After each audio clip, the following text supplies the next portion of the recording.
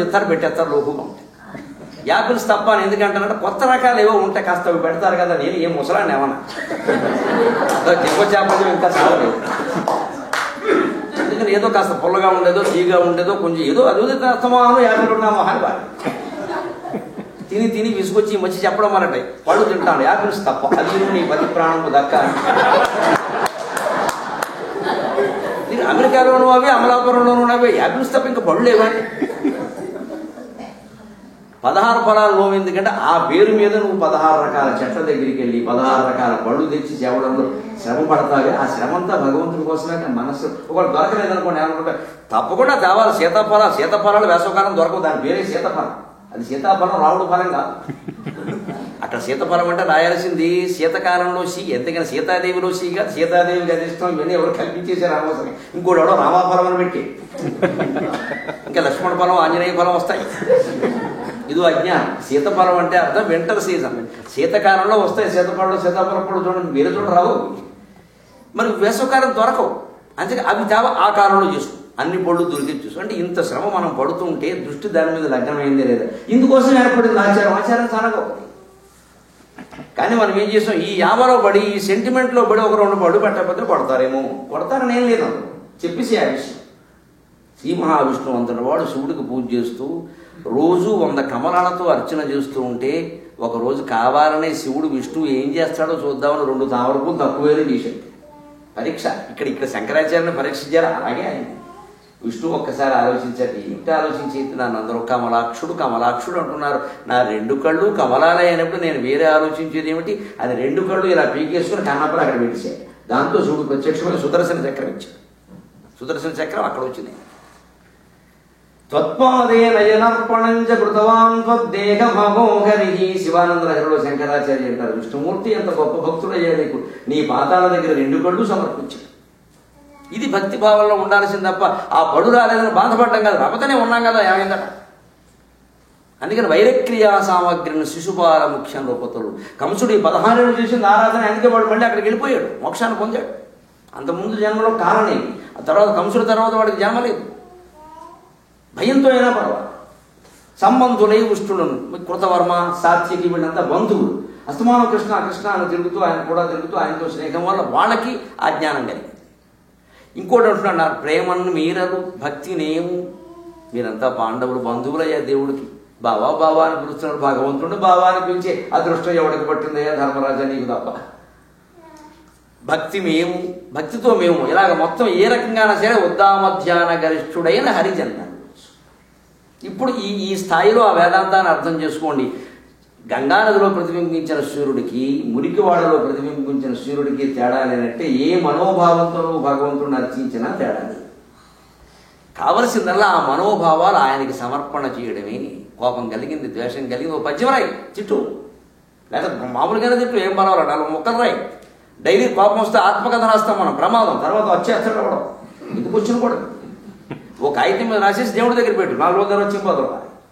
కానీ నేను నమ్మకంతో చెబుతున్నానండి, బడాయి కాదు, దయచేసి అటువంటి పని చేయడం, సమాధానం మీకు దొరుకుతుంది. ఎవరిని మీరు ఆశ్రయించగల, మీరే, మీ చిత్తం, మీ ఎదురుగా ఉన్న విగ్రహం, దాని విగ్రహం అనుకోవద్దు, సాక్షాత్ భగవంతుడు. భారతదేశంలో విగ్రహానికి ఒక పవిత్రత, అమెరికాలో విగ్రహానికి ఒక పవిత్రత ఉండదు. ఎక్కడైనా దేవుడు దేవుడి.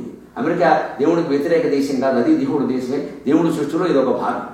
ఇంకా నన్ను అడిగితే ఇక్కడ చాలా పవిత్రం, ధ్యానం చేసుకోవడం ఇక్కడ కుదిరినట్టుగా ఇండియాలో కుదరదు. నిమిషానికి ఒక శబ్దం, ఏమిటి చేస్తాం అక్కడ నిశ్శబ్దం. ఇక్కడే శుభ్రంగా ఫోను మోగదు, పలకరించేవాళ్ళు లేడు. అసలు దైవ ధ్యానానికి ఇంతకంటే అనుకూలమైన దేశం ఇంకోటి లేదు. పిల్లల కోసం వచ్చిన పెద్దవాళ్ళు వీలైనంత కాలం ఉండండి, హాయిగా గడపండి, ఆనందంగా, ఏం బాధపడతారు. అక్కడికి వెళ్ళి చేసేదేముందని ఎవడు చేసుకొని వస్తాడు, మన జ్ఞానం అక్కడ, ప్రతివాడు అడ్డమే అక్కడ. అందుకని ఇక్కడే శుభ్రంగా ఉండదు. ఎంత కాంతి, ఒక లైట్ వేస్తే ఏమిటి, 50,000 ఇక్కడ. అవి ఉన్న లైటే వెలగదో. నేను ఎక్కడో మొదట్లో వచ్చినప్పుడు ఒక గమ్మత్తు జరిగింది కాలిఫోర్నియా. రాత్రి 10ంటికి వాళ్ళు దంపతులు ఏవో కబుర్లు చెబుతున్నారు, నాతో 10:30 అయింది, ఇక పడుకుంటానన్న. సరేనండి, పాపం ఆ ఇల్లాలో గొప్ప విషయం చెప్పింది అప్పట్లో. ఇక్కడ లైట్లు, మీరు పుస్తకం చదువుకోవడం అలవాటు, నాకు ఏదో గ్రంథం చదువుకుని పడుకుంటాను, నిద్ర వస్తుంది. అది లైట్లు మీరు లేచి ఆరపక్కర్లేదండి, టచ్ సెన్స్ ఉంటుందండి లైట్లకి, అందుకని ఇలా మీరు ముట్టుకుంటే ఆరిపోతుందండి. ముట్టుకుంటే వెలుగుతాయి, ఇంకొంచెం ముట్టుకుంటే బ్రైట్గా వెలుగుతాయి, ఇంకొంచెం ముట్టుకుంటే ఆరిపోతాయి. అంటే లైట్ ముట్టుకోకూడదు, డూమ్ ముట్టుకో, బల్బు ముట్టుకుంటే మనం ఆరిపోతాం. అదేదో అప్పటికి ఆ ప్రక్రియ కొత్తదే, నేను చూడ ఇది 2001లో మొదటిసారి వచ్చాం, అన్ని కొత్తవి. అది నేను చూసి చాలా బాగుందమ్మా అని వెళ్ళిపోవచ్చుగా. ఇక్కడ వాళ్ళకి అదో సరదా ఉంటుంది, ఎంతసేపు ఇండియాతో పోల్చుకోవాలి. వెంటనే మన ఇండియాలో ఎలా ఉంటాయా ఉండవు కాబట్టి ఇక్కడికి వచ్చాం, ప్రతిదీ పోల్చుకోవడం అదో సరదా. అందుకని వెంటనే ఏమిటోనండి ఇండియా ఎప్పటికైనా డెవలప్ అవుతుంది, అసలు చూడండి ఇక్కడ ఎంత డెవలప్ అయిందో, ముట్టుకుంటే ఆరిపోతుంది లైట్. చాలా డెవలప్ అయిందమ్మా నీకు తెలియదు, మేము ముట్టుకోకుండానే లైట్లన్నీ ఆరిపోతుంది.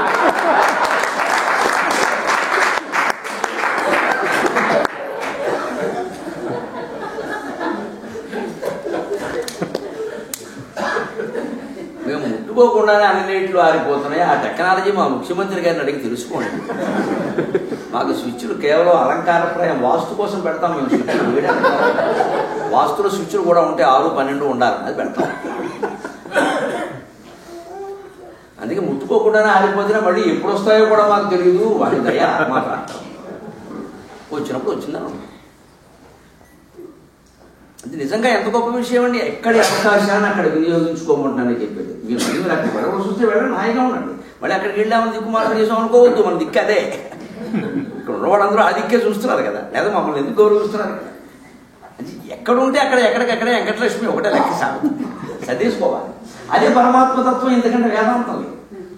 అందుకని గంగలో పడిన సూర్యుడు, గంగలో ప్రతిబింబించిన, మురికివాడలో ప్రతిబింబించిన సూర్యుడు ఒక్కడే కదా. మన మనోభావన అలా ఉంటే మనం వేదాంతంలో తత్వజ్ఞానంలో ఉన్నట్టు కాదా. నువ్వు ప్యాంట్ వేసుకుంటే, నైటీ వేసుకుంటే, టీషర్ట్ వేసుకుంటే, నీ మనస్సులో ఉన్న భావం ముఖ్యం కదా. వేదాంతం యశభాషలు కాదు కదా ముఖ్యం. ఇది విన్నటువంటి శంకరాచార్య ఒళ్ళు పొలకించిపోయిందండి. ఇతనికంటే గురువు ఎవడైనా ఉంటాడు అసలు అని అప్పుడు మొదలుపెట్టాడు అద్భుతంగా. చండాలోస్తు సదుద్విజోస్తు గురురిత్యేష మనీషా మమ. ఇంతటి జగద్గురు సార్వభౌముడు పరమహంస పరివ్రాజక ఆచార్య, 4 జగద్గురు పీఠాలు స్థాపించిన మహానుభావుడు, 200 స్తోత్రాలు రాసిన మహానుభావుడు, ఉపనిషత్తులకు, బ్రహ్మసూత్రుడికి, భగవద్గీతకి భాష్యం రాసిన మహానుభావుడు. ఆ చండాలుడికి పాదాభివందనం చేసి నువ్వయ్యా గురువు అంటే, ఎందుకయ్యా గురువులు ఊరికి శ్లోకాలు వల్లించేవాడు వాడు కాదు కదా. ఎంత జ్ఞానం కలిగించాను నాకు. జాగ్రత్త స్వప్న సుషుప్తిషు స్ఫుటధర యా సంవిదుజృంభతి యా బ్రహ్మాది పిపీలికాంతదనుషు ప్రోత జగత్సాక్షిణి సైవాగం నచ దృశ్యవస్త్వితి దృఢ ప్రజ్ఞాకి యస్యాస్తి చేత్ చండాలోస్తు సతుద్విజోస్తు గురురుత్యేషా మనీషా మమ. మనీషా గురురుత్యేష మనీషా మమ అని ప్రతి శ్లోకానికి చివరిలో ఈ మొగుటం వస్తుంది కాబట్టి దీన్ని మనీషా పంచకం. ఈ మనీషా అనే శబ్దంతో 5 శ్లోకాలు రాశాడు, చెప్పాడు అని. ఆయన చెప్పినవన్నీ చెప్పడమే, ఆయన రాయడం తెలియదు. పిల్లలు శిష్యులు ఎవరో రాసి. జాగ్రత్త స్వప్న సుషుప్తిషు స్ఫుటతర యా సంవిత్ ఉజృంభతి. జాగ్రత్త అవస్థలో, మనం మెలకుగా ఉన్న అవస్థలో, అంతా జాగ్రత్త అవస్థలో ఉన్నారండి. ఎవరన్నా నిద్రావస్థలో ఉంటే వారికి అప్పటికే ఆత్మజ్ఞానం వచ్చిన వారిని ఇబ్బంది పెట్టండి. మనం ఏదో అజ్ఞానంలో ఉన్న 2 ముక్కలు చెప్పుకుంటాం. స్వప్న సుషుప్తి ఈ 3 అవస్థల్ని మీరు జాగ్రత్తగా గమనించండి. బ్రహ్మజ్ఞానం, ఆత్మవిద్య, అధ్యాత్మ విద్య, వేదాంతం ఇంతకంటే లేదు. 3 కఠోపనిషత్తులో చెప్తాడు. స్వప్నాంతం జాగరితాంతం, స్వప్నాంతం జాగరితాంతం జౌభౌ ఏనాను పశ్యతి మహాంతం విభుమాత్మానం శోకమోఘౌ న జిష్వతి. స్వప్నాంతం జాగరితాంతం. మనం రాత్రి పడుకుని ఉంటాం కదండి, ఆ కళలోకి వెడుతున్న దృశ్యాన్ని గమనించగలగాలి. చాలా కష్టం, మొత్తం వచ్చేస్తూ. కానీ జాగరూకత అంటే పడుకున్న వాళ్ళం ఎప్పుడు కళలోకి వెడుతున్నాం. ఆ కళ వచ్చే ముందు స్థితి, దాన్ని గమనించడం. కళ నుంచి బయటపడేటప్పుడు గమనించగలం, కళ నుంచి సుషుప్తిలోకి వెళ్ళేటప్పుడు గమనించగలం. అంటే మనస్సు యొక్క ఆలోచనని గమనించడం. రమణ మహర్షి కానీ, కృష్ణమూర్తి గారు కానీ, నిసర్గదత్త మహారాజు కానీ, మహాయోగులు ఇవే చెప్తారు. తాజుద్దీన్ బాబా కానీ. స్వప్నాంతం జాగరితాంతం, కళ ఎక్కడ ముగుస్తుందో గమనించు. జాగ్రత్తాంతం వెలుకు నుంచి సరిగ్గా జాగ్రత్త స్థితి అయిపోయి స్వప్నంలోకి ఎక్కడ ఎడుతున్నావో చూసుకో. ఆ లింక్ పట్టుకో, లింక్. ఆ లంక్ మీరు లోకంలో కూడా చూడండి, రైలు పెట్టికి మధ్యలో లంక్ ఉంది కదా, ఆ లంక్ దగ్గరంత వరకు ఏమి ఇబ్బంది లేదని 36 పెట్లు పెట్టచ్చు. ఆ లంక్ దగ్గరే కదా వచ్చి చెక్ చేసేవాడు చూసేది. ఆ లంక్ సరిగ్గా లేకపోతే ఎక్కడో అక్కడ కట్ అయిపోతుంది, ఏమవుతుందో కూడా తెలియదు. ఆ ఒక్క లంకె పెట్టికి మధ్యలో ఇలా కొడవల ఆకారంలో ఉండే లంకె సరిగ్గా ఉంటే 360 పెట్లు పెట్టచ్చు. ఎవరుతున్నారు ఇంజన్ లాగడాన్ని బట్టి. సరిగ్గా ఒక అవస్థకి ఇంకో అవస్థకి మధ్యలో లంకె ఉందండి. ఆ లంకె మీద మన దృష్టి ఉండాలి. ఇంగ్లీషులో లింక్ అంటారు, తెలుగులో లంకె అంటారు, పెద్ద తేడా. జాగ్రత్త స్వప్న సుషుప్తి 3. ఈ మూడింటిలోనూ కూడా మనమా కాదా ఏమైనా మారాము. ఇప్పుడు మెలుపుగా ఉన్నప్పుడు కూడా నా పేరు నరసింహరావు. కళలో కూడా నన్ను ఎవరు పిలిచిన నాకు కళ వస్తుంది, నేను మనకేవో కళలో 10 మంది మనుషులు వస్తారు, చెట్లు పుట్టలు అన్నీ వస్తాయి. అక్కడ కూడా నా పేరు నరసింహరావేనండి, వెంకటరావు ఉంటుంది, అందరి పేర్లు ఉంటాయి. మన పేరేం మారదు, మన రూపం కూడా ఏం మారదు. సుషుప్తిషు పడుకున్నాం, కళ కూడా లేదు. మెలకు రాగానే అమ్మయ్య గాఢ నిద్ర పట్టేసింది, ఒళ్ళు తెలియలేదని. ఈ ఒళ్ళు తెలియలేదు అన్నవాడు ఎవడు, అది ఆలోచించాలి. అంతకుముందు మెలకుగా ఉన్న శరీరం కాదు, కళలో ఉన్నవాడు అసలే కాదు, కళ లేదట. అంటే కళ కూడా లేనప్పుడు కూడా మనం ఉన్నాం, దేన్నో గమనిస్తున్నాం. ఆ గమనించే సుషుప్తిలో రోజు, అందుకే నిద్రని నిత్యప్రళయం అంటారు వేదాంతం. నిద్ర అంటే ఏం లేదు, నిద్ర నిత్యప్రళయం. శంకరాచార్య స్వామి అయితే ఆత్మాత్వం గిరిజామతికి సహచర ప్రాణ శరీరం గృహం పూజాతే విషయోపభోగ రచన నిద్ర సమాధి స్థితికి అన్నారు. నిద్ర సమాధి అయ్యాలి. నిద్ర అనుకుంటావేంటే నిద్రపోతుంది తిడతావు. నిద్రపోయేవాడు వల్ల ప్రపంచానికి ఎప్పుడూ అపకారం జరగదు, వాడు చాలా గొప్పవాడు. అందుకే మా పిల్లలు నేను పడుకుంటే లేకపోతే చెప్తాను, లేస్తే ఏదో చేస్తాడు, ఎందుకు వచ్చింది పడుకుంటే వాడు లేకుండా వద్దు, లేపితే ఏదో చేస్తాడు, వెళ్ళిపోను గొడవ. పడుకున్నంత వరకు వాడికి అపకారం లేదు, మనకు అపకారం లేదు. నిద్ర పట్టింది పడుకొని సరదా కంటా, నేను లేపితే ఏదో కావాలంటే మనం వద్దంటా, అక్కడి నుంచి తోసుంటా. లేవడం వల్ల జరుగుతుంది నష్టం. అలాగే నిద్ర ప్రయోజనం కాదు, గమనించగలిగితే నిద్ర సమాధించి. ఆ జాగ్రత్త స్వప్న సుషుప్తిషు, జాగ్రత్త అవస్థలో, స్వప్నంలో, గాఢ నిద్రలో యా సంవిధి విజృంభతే, లోపల నేను అనే స్ఫురణ ఉంది కదండి, ఎప్పుడు ఉంది కదా. లేదా మనం పొద్దున్న లేచి ఒళ్ళు మరిచి నిద్ర పట్టిందంటే ఆ ఎవడో ఒళ్ళు మరిచిన వాడు ఎవడో గమనించి వాడే స్వప్నంలో ఉన్నాడు, వాడే ఇప్పుడు మెలకుగా ఉన్నాడు. మరి శరీరంతో స్వప్నంతో సంబంధం లేకుండా మనం ఉన్నాం కదా, మరి శరీరం మీద ఎంత మమకారం దీనికి కాస్త ఏదన్నా 40 ఏళ్ల వయస్సు వచ్చి కొంచెం ఇలా బొక్కేలా వంగింది అనగానే బ్యూటీ క్లినిక్ దోసకాయ చెక్క మొదలెట్టాను. వంగితే ఏంటయింది, కాస్త జుట్టు తెల్లపడింది అనగానే రంగేసి, ఏమిటి నువ్వు రంగేస్తే కొత్తగా పిల్లనిస్తారు నీకు, ఎందుకంటే రంగు వేయడం అదో దౌర్భాగ్యం. యంగ్ లుకింగ్ ఏమిటి, వై నాట్ ఓల్డ్ లుకింగ్? నువ్వు ఎంత లుకింగ్ చేసినా చివరికి బుకింగ్, మొత్తం ఏమో ధర్మరాజు ఒకటే బుకింగ్, నువ్వు రిజర్వేషన్. ఈ జ్ఞానం పొందిన కొద్దీ మనకి బాహ్య సౌందర్యం మీద, అలాగే మన మీదే మనకి దృష్టి లేదు, ఎదుటివాళ్ళ మీద మాత్రం ఎందుకుంటున్నాడు, వాడు ఎంత అందంగా ఉంటే మనకి ఊరికే ఒక పూల మొక్కను చూసినట్టుగా చూస్తాం, వదిలేస్తాం విషయం. లేదా అక్కడ చూడటం ఏమిటో కొంచెం ఆలస్యం ఇలాంటి ఏమైనా చేసుకుంటే బాగుండేది, ఆల్రెడీ చేసేసుకున్నాం. ఇప్పుడు ఆవిడ ఎలాగ వెర్రి మనిషిలా కనపడుతుంది. మరి ఆవిడకి ఈ ఆలోచన వస్తే మన మొదలు పెట్టి ఇలా తిరగేసుకుంటే సరిపోయింది. దీన్నే భారతంలో చెప్పారు, వరుడు ఏజవియోనరించిన నరవర అప్రియము తన మనంబునకగు తానురులకు విశేషకునికి పరాయణము పరమధర్మ పదములకెళ్ళం. ఇతరులు ఏ పని చేస్తే నీకు బాధ కలుగుతుందో అదే ఇతరుల పట్ల చెయ్యకయ్యే, ఇంతకంటే ధర్మం ఏం లేదు. ఎన్ని శాస్త్రాలు చదివినా ఇంతేం ఒక్క పద్యంలో చెప్పాడు దిక్కనగా శాంతి పర్వం, ఒక్క పద్యం. దీన్ని వెనక ఆంధ్రపత్రిక ఉన్న రోజుల్లో ప్రతిరోజు సంపాదకీయం పైన ఈ పద్యం వేసేవారండి. ప్రతిరోజు ఆంధ్రపత్రిక చాలా గొప్పది. కాశీనాథుడు నాగేశ్వరరావు గారు పెట్టాడు పాపం. అమృతాంజనం కూడా ఆయన కనిపెట్టాడు. అందుకే ఒక ఆయన చమత్కారంగా ఆయన మీద పద్యం చెప్పాడు, చిలకమర్త ఆయన అనుకుంటాం. ఆంధ్రపత్రికనిచ్చి అమృతాంజనం ఇచ్చి ప్రజల తలపోటును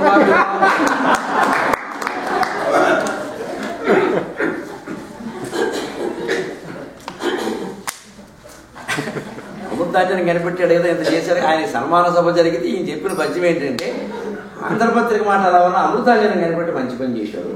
ఎందుకంటే ఈయన ఆంధ్రపత్రిక చదివితే తలనొప్పి వస్తుంది, అది పోవడానికి మందు కూడా ఈయనే కనిపెట్టాడు. గొడవలేదు చేసిన పాపం పిలకడై. ఇంత చమత్కారంగా చెప్పేవారు పద్యాలు. ఆంధ్రపత్రికల పైన ఉండేదండి మాట. ఇది ఒకటి దానదండి వేదాంతం. ఇంకేముంది మనకి, ఏ దుర్భావన కలిగినా సద్భావన కలిగినా ఇదే నేను ఎవరికి ద్రోహం చేయబోతున్నానో లేదా ఎవరి అపకారం చేయబోతున్నా వారు నాకు చేస్తే వెంటనే ఒళ్ళు జలధరించదండి. ఎవరో మనకి ద్రోహం చేశారు అనుకుందాం, ఆ విషయం గుర్తొస్తే ఒళ్ళు వేడెక్కిపోతుంది, వాళ్ళు ఎక్కడున్నారో వెళ్ళి చంపి అనిపిస్తుంది. మనం చేసినవి కూడా కొన్ని ఉంటాయి, పైకి చెప్పండి. మనం చేసాం కదా ఇదే పని, మరి వాళ్ళు ఏమయ్యారు అని ఆలోచించగానే వెంటనే బ్యాలెన్స్ అయిపోయింది. అక్కడ హళ్ళీ 0 పోటీ పొద్దు. కొన్ని పొద్దులు రాసేటప్పుడు 500 వచ్చింది, 500 ఖర్చు అయింది. నిజానికి రాయక్కర్లేదుగా, 500 వచ్చిందండి, ఎవరికో ఇచ్చాం. రాయడం ఎందుకు, రాయడం తీయడం, కానీ రాస్తారు కానీ వచ్చినట్టు తెలియాలి. అందుకని 500 జమ, వెంటనే పోటీ పొద్దు 500 ఖర్చు అంట, గొడవలు. అది అయిపోయింది. ఈ భావన కలగాలి అంటే లోపల ఉన్న నేను ఒకటే, ఎవరికైనా ఒకటేగా. ఇప్పుడు మన అందం మీద మనకు దృష్టి లేనప్పుడు ఎదుటివాడి అందం మీద కూడా మనకు దృష్టి ఉండదు. అప్పుడు సమస్యలు ఎందుకు ఉంటాయి? అలాగే మన ఐశ్వర్యం మీద మన దృష్టి మనకి లేనప్పుడు ఎదుటి వాళ్ళ ఐశ్వర్యం మీద కూడా మన ఐశ్వర్యమే మనకు కలిసి రావట్లేదు. దాచుకున్న డబ్బులన్నీ ఏం చేయాలి? ఎవడికో ఇస్తాం. వాడెవడంటే కొడుకుని మనం అనుకుంటున్నాం, మనవాడని. కొడుకుని మనవాడు అనుకున్నాం అంతే. మనవాడు అనుకోబట్టి చిన్నప్పుడే వాడు ఎవరైనా ఎత్తుకుపోతే మన దగ్గర లేకపోతే మనం అనుకుంటామా? మనం పెంచుకున్నాం మమకారం. రోజు అలా మా అబ్బాయి మా అమ్మాయి, మా అబ్బాయి మా అమ్మాయి, నా భార్య నా భర్త ఇలాంటివి పెంచుకోవడం వల్ల వీళ్ళెవరో నలుగురు కుటుంబ సభ్యులు మన వాళ్ళని నడిపించి ఇక వాళ్ళ కోసం చేస్తున్న పాపం ఇంత అంత పాపం. అది వాళ్ళ కోసం చేస్తున్నాం అనుకోవడం కూడా భ్రమ. వాళ్ళ పేరు చెప్తాం మనం, అది నిజానికి మనకి వాళ్ళతో ఉండే అనుబంధం వల్ల చేస్తున్నాం. మన హామీ వాళ్ళెవరు చేయమని మన వల్ల. ఏ బళ్ళం కూడా ఎక్కువ సంపాదించమని అంటుందేమో భర్తను తప్ప అక్రమంగా సంపాదించమని అన్నారండి. అది చేసేది ఈయన చేస్తారు. కావాలి బెళ్ళాపేటల కోసం, బెళ్ళాపేటల కోసం ఇంత అక్కర్లేదు, 200 కోట్లు అవసరమా? అందుకే నా అందరిలో ఉన్నది ఐశ్వర్యమే. నాలో మన ఐశ్వర్యం మీద మనకి భ్రమ, లేకపోతే ఎదురువాడు ఐశ్వర్యం ఒక్క మన పదవే మనకి బరువుగా ఉంది, ఇది శరీరానికి తప్పితే నాది కాదు అని అర్థమైతే ఆ ఎదుటివాడి పదవి మనం ఆశించాం. పదవి భ్రమ ఏది ఆశించకపోతే ఇంతకంటే వేదాంతం ఏమిటండి? రమణ మహర్షి దగ్గరికి ఎవరో 70 ఏళ్ళ ఆవిడ ఎవరో 10 మందిలో కూర్చుంటే సాయంత్రం పరిగెత్తుకొచ్చి కాళ్ళ మీద పడిపోయి నాకేమొద్దు మోక్షమేంటి, నాకేమొద్దు మోక్షమేంటి, మీ నోటి నుంచి ఆ మాట వచ్చే వరకు నేను ఎక్కడి నుంచి కథలను కూర్చుంటే ఆయన వెంటనే అన్నట్టే విరిదానా ఏమీ వద్దంటే మోక్షమే కదా నేను ఇచ్చేది ఉంది. ఏమి వద్దు మోక్షమేంటి, ఏమి వద్దు అంటే మోక్షం అన్నదో మినపరొట్టివిడి అది ఇవ్వాలి. అదేదో సబ్బు డవ్ సబ్బులా ఉంటుంది, అది తీసిస్తాను. ఇప్పుడు మోక్షం అంటే ఏమైనా సబ్బా జబ్బా? అది ఒకరివ్వడం ఏమిటి? స్వేచ్ఛ మోక్షం ఇవి ఒకరిచ్చేవి కాదండి, మనకి మనమే సంపాదించుకోవచ్చు.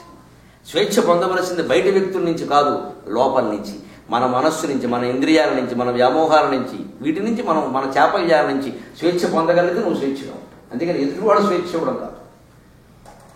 వాడు స్వేచ్ఛ ఇస్తారు, మన గాలిలో వదిలేశారు. మనం వంకర పనులు చేస్తే తిరిగి జైల్లో పడతారు. అంటే స్వేచ్ఛ పొందవలసింది వ్యక్తుల నుంచి కాదని మనస్సు నుంచి. అది నిజమైన స్వేచ్ఛ. అలాగే మోక్షం అనేది మనకు మనం ఇచ్చుకోవాలి, ఎవరు ఇచ్చేది కాదు. ఏమీ వద్దు మోక్షం ఏంటి అంటున్నావమ్మా? ఏమీ వద్దు అంటే మోక్షమే కదా, ఇచ్చేది ఏమిటన్నా? అంటే మనం జరిగే భక్తి సామ్రాజ్యంలో ఏం చేసాం? మన ధన కనక వస్తు వాహనాదులాగే మోక్షాన్ని కూడా ఓ పదార్థం చేసాం. ఇది పదార్థం కాదయ్యా పరమార్థం అని చెబితే లేదు అదో పదార్థం. ఆ స్వామీజీ నెత్తిమీ చెయ్యడితే నాకు వచ్చేస్తుంది. ఏమీ రాలేదు, ఆయనకు కూడా రాలేదు, నీకు అసలు వాళ్ళ కాళ్ళకి దండం పెడితే వచ్చే ఇబ్బంది ఏమిటి అంటే మనకు ఎలాగో ఏమీ రాకపోగా వాడు కూడా పైకి వెళ్ళడు, కాళ్ళు పెట్టుకున్నాడు, వదిలేస్తే వాడేనా. ఈ పాదాభివందనాల వల్ల ఏమవుతుంది? అహంకారం పెరుగుతుంది బాగా. నాకు కొన్ని లక్షల మంది దండాలు పెడతారు, అయిపోయి నీకు వచ్చింది అహంకారం. ఇంకెందుకు? వీరంతా నా భక్తులు, నేను కాపాడుకుంటా. నువ్వు కాపాడుకున్న కృష్ణ పరమాత్మ అక్కడ కాపాడ్డాడు. అక్కడి నుంచి ఓ ముఠా తయారు, అట్నే ఇంకో ముఠా. అందుకే సత్సంగాలు కూడా ఏమవుతాయి మీరు గమనించండి. ఓ సత్సంగం అని 10 మంది చేరగానే నేను పాలన ఒట్లో ఎప్పుడు వాళ్ళే పోతున్నారు, క్యాస్ట్ ఫీలింగ్ అని మొదలవుతున్నాయి. వాడు వేరే క్యాస్ట్ అయితే, ఒకవేళ ఒకటే క్యాస్ట్ అయితే శాఖ వాళ్ళంతా అమలాపురం, మేమేమో అంబాజీపేట, 2 పక్క పక్కన ఉంటాయి. అయినా సరే కూడా ఎందుకు వస్తుంది? నువ్వు పాడాలని నీకు దీనికి పాట మాధుర్యం నీకు కావాలా, పాడడం కావాలా? మనలో చాలా మందికి మాధుర్యం కాదండి, ఆ అవకాశం మనకి రావాలి. మనల్ని 10 మంది మెచ్చుకోవాలి. దీనికోసమే సత్సంగం. లేకపోతే ఇంట్లో కూర్చో ఒకటి పుస్తకం చదువుకో. ఆలోచన చేయవలసింది. యా బ్రహ్మాది పిపీలికం తతనుషు ప్రోత జగత్ సాక్షిణి. బ్రహ్మదేవుడి దగ్గర నుంచి పిపీలికం చీమ వరకు అన్ని శరీరాల్లోనూ ఒకే శక్తి వ్యాపించి ఉంది. ఎక్కడుందండి మనకి? ఆ బ్రహ్మకీట జననీ వర్ణాశ్రమ విధాయిని. స్తోత్రాలు సహస్రనామాలు వేరు కానీ విషయం ఒకటేనమ్మా. ఎక్కడున్నా విష్ణు సహస్రమైనా లలితా సహస్రమైనా ఇవన్నీ ఒకటే. ఇదేనా? ఇందులోనే ఇంకో రూపంలో ఉంటుంది. ఆ బ్రహ్మకీట జనని, బ్రహ్మదేవుడి నుంచి కీటం పురుగు వరకు నువ్వే తల్లివమ్మ అని అందులో అన్నాడు వ్యాస మహర్షి. ఇక్కడ శంకరాచార్య ఏమంటున్నాడు? యా బ్రహ్మాది పిపీలికాంత తనుషు ప్రోత. బ్రహ్మదేవుడు శరీరం దగ్గర నుంచి చీమ శరీరం వరకు నువ్వే ఒక శక్తిలా వ్యాపించే ఆత్మశక్తి. అందుకే వ్యాసుడు ఒకసారి ఆయన ఇగో లేనివాడు అని ఎందుకు నేను ఆనందంగా చెబుతాను ఆ విషయాన్ని అంటే, భారతంలో ఒక చోట ఓ పేడ పురుగు దారిలో పెడుతుందండి. పేడ పురుగు అంటే సెప్టిక్ ట్యాంకులో ఉండే పురుగు, అది పెడుతుంది. ఈయన మహర్షి కదా, దివ్య దృష్టి కలిగిన వాడు చూశాడు. ఈయనకి బైనాక్యులర్ సక్కలు, అది బాగా లావుగా కనపడుతుంది. అది బాగా వేగంగా వెళ్ళిపోతుంది. దారి రోడ్డులో ఉంది, దాటుకుంటూ వెళ్ళిపోతుంది వేగంగా. దానికి ఒకసారి ఆయనకు నవ్వచ్చు, ఏమిటో దీనికి పెద్ద బిజీ, ఏమిటో దీనిపై అని ఒకసారి ఆయన అసలు అడుగుదాం, ఆ జీవి లక్షణం ఏమిటో మనకు తెలియాలి కదా అని దానికి మనుష్య భాషలో మాట్లాడే శక్తిని ఇచ్చి, ఏమిటి పెద్ద వెళ్ళిపోతున్నావు కంగారుగా అంటే నువ్వెందుకు వెళుతున్నావు అని అడిగింది. దాని పొగలతో అర్థం ఉంది ఇక్కడ. నువ్వెందుకు కడుతున్నావు వ్యాసుని, నువ్వెందుకు కడుతున్నావు, నువ్వెక్కడికి, నీకేమిటి అంత బిజీ. ఈరోజుసారి నా ఊరికి పాపం అహంకారం లేనివాడు కాబట్టి సరే ఏదో నేను వేరే పని మీద ఎడుతున్నాను, పొరుగురు వెళ్ళాలి, సూర్యాస్తమయంలోగా చేరాలి, అందుకే మంచిది, నా బాధ నాకుంది. ఒక మహారాజు గారు రథ గజ తురగ పదాదులతో సహా వస్తున్నాడు అరగంటలో. ఆయన రథాల చప్పుడు వినపడి నేల అదురుతోంది, అది నాకు వినపడుతోంది, ఈలోగా రోడ్డు దాటకపోతే చచ్చిపోతాడు నా బాధ. అప్పుడు వ్యాసుడు అన్నాడు, మహారాజు రథ గజ తురగ పదాతి బలాలతో వస్తుంటే నేల అదురుతున్న చప్పుడు నాకు వినపడలేదు, దీనికి ఎలా వినపడింది, నాకంటే ఈ విషయంలో ఇది గొప్పది కాదా. తస్మై పరబ్రహ్మణే నమః. ఇది యా బ్రహ్మాది పిపీలికాంతతను శుభ్రోత జగత్సాక్షిని. మనం హీనంగా దీనంగా చూసి ఎన్నో జీవులకు ఉండే గొప్ప శక్తులు మనకి లేవు. ఒక బ్యాగ్లో బాంబు ఉంటే కుక్క పట్టుకుంటుంది, మనం ఆ బ్యాగ్లో బాంబు పెడతాం, మనం పట్టుకోలేదు, పెట్టేవాళ్ళం మనం పట్టుకునేది, అది మనకైనా కుక్క గొప్పది కాదు. అందుకే పోలీసులు కుక్కలు నమ్ముతారు, మన మీద కుక్కలు డాగ్స్ ఫ్యాట్. ఆ శక్తి మనకుంది, బాంబు పెట్టే శక్తి మనకుంది, పాపం అది కుక్కకి లేదు, బాంబు పట్టుకునే శక్తి దాన్ని. ఆ విషయానికి వస్తే కుక్క మనకంటే గొప్పది కదా. అందుకే మన దేవతల్లో కాలభైరవ స్వామి ఉంటాడు, ఆయన కుక్క రూపమే. ప్రతి జంతువుకి ప్రతి జీవికి ఉన్న శక్తిని గుర్తించండి చెప్పడానికే హిందూ దేవతల్లో జంతు రూపంలో కూడా ఉంటారు. అర్థం కాని జంతువులు దీన్ని విమర్శ చేస్తాయి. జంతువులు మీకు దేవతలా ఉంటాయి. ప్రతి జంతువుకి ఒక శక్తి ఉంది, మనుషులకు మాత్రమే కాదు. చరాచర జీవరాశి భగవత్ స్వరూపమే. అందుకే భగవంతుడు ఆ రూపంలో కూడా ఉంటాడు. ఒక మొసల రూపంలో, ఒక గజం రూపంలో, ఏనుగు లక్ష్మీదేవి పక్కన గజం. మత్స్యావతారం, కూర్మావతారం, వరాహావతారం, నరసింహావతారం, సగం మనిషి సగం జంతువు కూడా. ఆ ప్రవృత్తి కూడా ఎవరిలో, మీరు పగలు మానవులుగా ఉండే రాత్రి మృగాలుగా ఉన్న కంగారు పడకండి, అది నేనే. తద్వారా తెలుసుకునే ప్రయత్నం చేయండి. ఈ రాత్రి మృగ లక్షణంతో చేసే అత్యాచారాలు అఘాయిత్యాలతో ఏం బాగుకుంటున్నావో ఒకసారి ఆలోచించు. ఈ ఆలోచిస్తే ఆ మృగత్వం వదిలేస్తాడు. నరత్వమే కాదు, నారాయణత్వం కూడా కలుగుతుంది. అది నరమృగత్వం. దాని గురించి ఆలోచించండి. Rethink possible. నేను ఇక్కడ AT&T ఫోన్ కొన్నాను, అది మూసేసినప్పుడల్లా మళ్ళీ ఆన్ చేస్తే రీథింక్ పాసిబుల్. నీకెంత వేదాంతం తెలుసురా, అది ఒట్టి కష్టం కాదు, నేను అలాగే లెగిస్తా ప్రతిదీ. రీథింక్ పాసిబుల్ అంటే వీలైనంత వరకు మళ్ళీ ఆలోచించు, పునరాలోచించు. మరి పునరాలోచించడం ఉంది కాదు, మనం పునరాలోచిస్తే వచ్చిన బస్సు ఎక్కిన పారిపోవడం. ఆర్టీసీ బస్సు అర్థమైతే మన కష్టాలు ఏమిటో అర్థమవుతాయి. కష్టాలన్నీ ఆర్టీసీ బస్సులు అండి. వస్తే ఒకసారి 10 వస్తాయి, లేదా సాయంత్రం వరకు బస్సు ఉంటాయి. నాకు బస్సును చూస్తే అర్థమైంది కష్టాలు ఎలాంటివి. ఒకసారి వచ్చేస్తే కష్టాలు. ఇంట్లో వాళ్ళకి రోగాలు, డబ్బులన్నీ అయిపోవడం, వ్యాపారంలో కూలిపోవడం, పెట్టిన పెట్టుబడి నష్టమైపోవడం, వ్యవసాయం మీద వచ్చే పంట కూడా ఆగిపోవడం, అప్పుడే పిల్లకి పెళ్లి కుదరడం, 2 కోట్లు కట్టడం, అన్నీ వచ్చేస్తే లేకపోతే చూడండి ఒకసారి సుఖాలు కూడా అలాగే వస్తాయి. మనం కష్టాలు బెదిరిపోతాం. బస్సులు అంతే. మీకు అమలాపురం బస్సు ఎక్కాలంటే 10 వచ్చేస్తే ఒకసారి ఏది ఎక్కాలో తెలియదు. మనం ఏమనుకుంటాం, ఎక్కుదాం 3 వస్తున్నాయి, అప్పుడు కూర్చోడానికి సాయంత్రం బస్సు అనేది బాగుంటుంది. కానీ మీరు గమనించండి, బస్సుల్ని ఒకేసారి 10 వస్తాయి కదా. మనం ఒకసారి విచిత్రంగా ఉంటుంది కదా, ఏ బస్సు కూడా స్టాండ్లో 5 నిమిషాలు మించి ఉండదు. అది స్టాండ్లోకి వచ్చిందంటే వెళ్ళిపోవడానికి వచ్చింది. ఉండే బస్సు డిపోలో ఉంటుంది, స్టాండ్లోకి రాదు. అంచేది మన జీవితంలో కష్టం వచ్చిందంటే మనం పార్టీ ఇవ్వాలి. కష్టం వచ్చింది తొందరగా వెళ్ళిపోతుంది, వెళ్ళిపోవడానికి వచ్చింది. సుఖం వస్తే పార్టీ ఇవ్వడం కాదు, నేను చాలా ట్రబుల్లో ఉన్నాను రండి అందరూ పార్టీ తీసుకోండి సార్, అందుకని ట్రబుల్ వచ్చింది, 4 రోజులు కాబట్టి 4 నెలలైనా వెళ్ళిపోతుంది. చూసి గోల్పుడుకో డోంట్ వరీ. అది వెళ్ళిపోవడానికి వచ్చేది. రాలేదనుకోండి, వస్తుందని బాధపడదు, అది వచ్చేస్తే పడదు. ఎందుకు బాధపడిన ఊరికే ఎప్పుడూ రాబోయే, అందుకే జాతకాలు చూపించుకోకూడదు. వాళ్ళు ఎప్పుడో 10 ఏళ్ల తర్వాత వచ్చి, ఇప్పుడు మీకు నాకు ఒక ఆయన చెప్పాడండి, ఒకసారి నేను అడగకపోయినా చెబుతారు, నా కర్మ, నేను అడగను సార్, నాకు అమ్మవారి మీద నమ్మకం, నేను వీళ్ళు ఎవరిని అడగను. దినదినం ఆందోళనతో దినఫలములు చూచుకుంచు తిప్పలు పడుచు దినకర తాటంకి నిజం నిన్ను గొల్వని నరుడు నిత్య నిర్భాగ్యుడుగా తాటంక యుగడీభూత తపనోడుపమండలా అని చెబుతున్నామే మనం. అమ్మా నీకు ఈ చెవికమ్మ సూర్యుట్ట, ఈ చెవికమ్మ చంద్రుట్ట, నవగ్రహాల్లో వీళ్ళని మించిన వాడు ఎవరన్నా ఉన్నారు.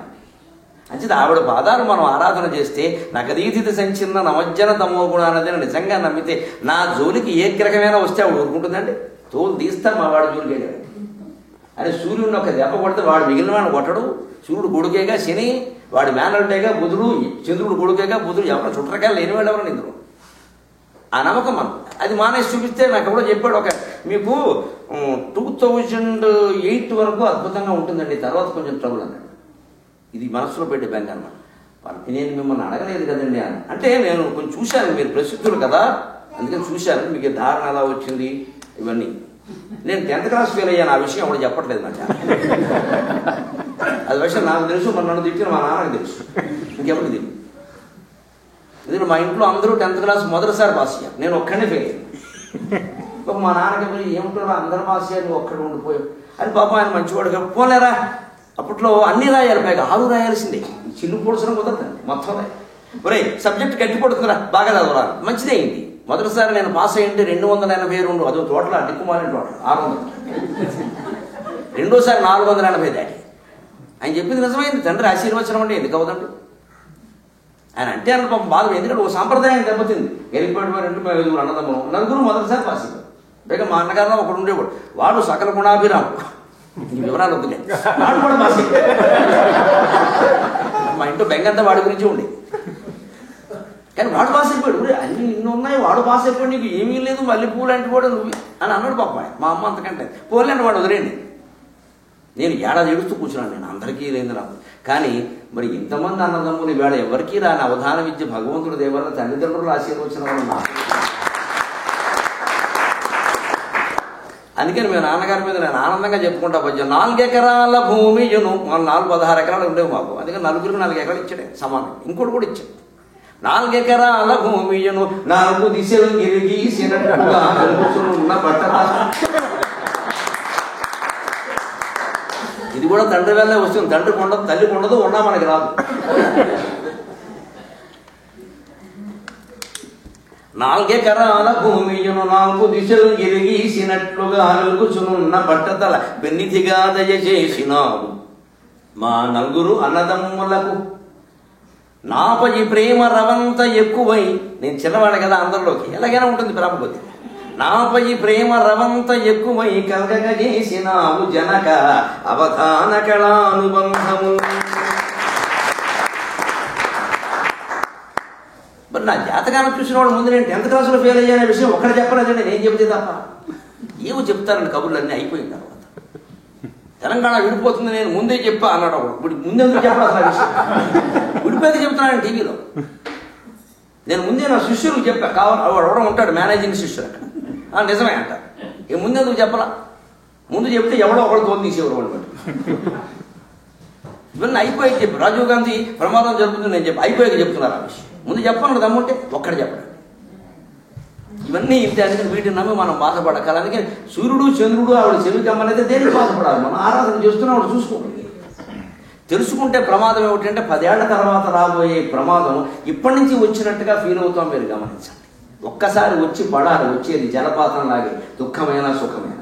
మనం దాని గురించి ఊహవద్దు, ఆందోళన రానివ్వండి, వస్తుంది. అందుకని తెలుసుకునే ప్రయత్నం కూడా చేయొద్దు. అసలు మాకు అవసరం లేదండి, మేము బాగానే ఉన్నాం అంతే.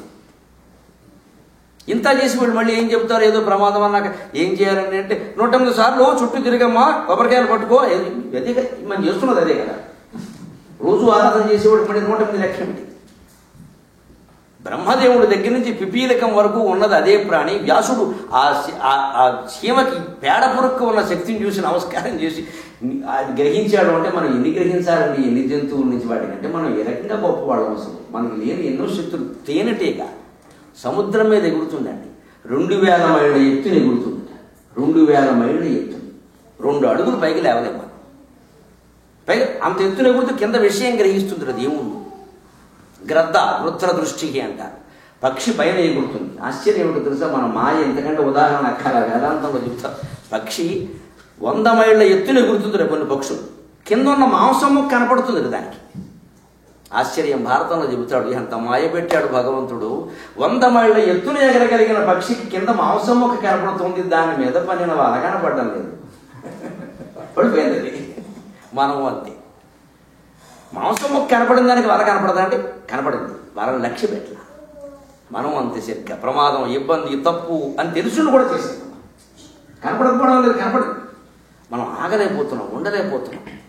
ఇరిటేటింగ్ అంటారు దీన్ని ఇంగ్లీష్. ఇరిటేషన్ వచ్చేస్తుంది, ఓ తీవ్రత. తీసేయాలి, నిప్పైపోవాలి, 10 ఎకరాలు అమ్మయ్యాలి, తీసేయి, కుట్టి చెప్పించుకోవాలి. పెద్దవాళ్ళు చెబుతారు, దగ్గర వాళ్ళు చెబుతారు, వినడం. మీకు తెలియదు, లోపల అంటాడు.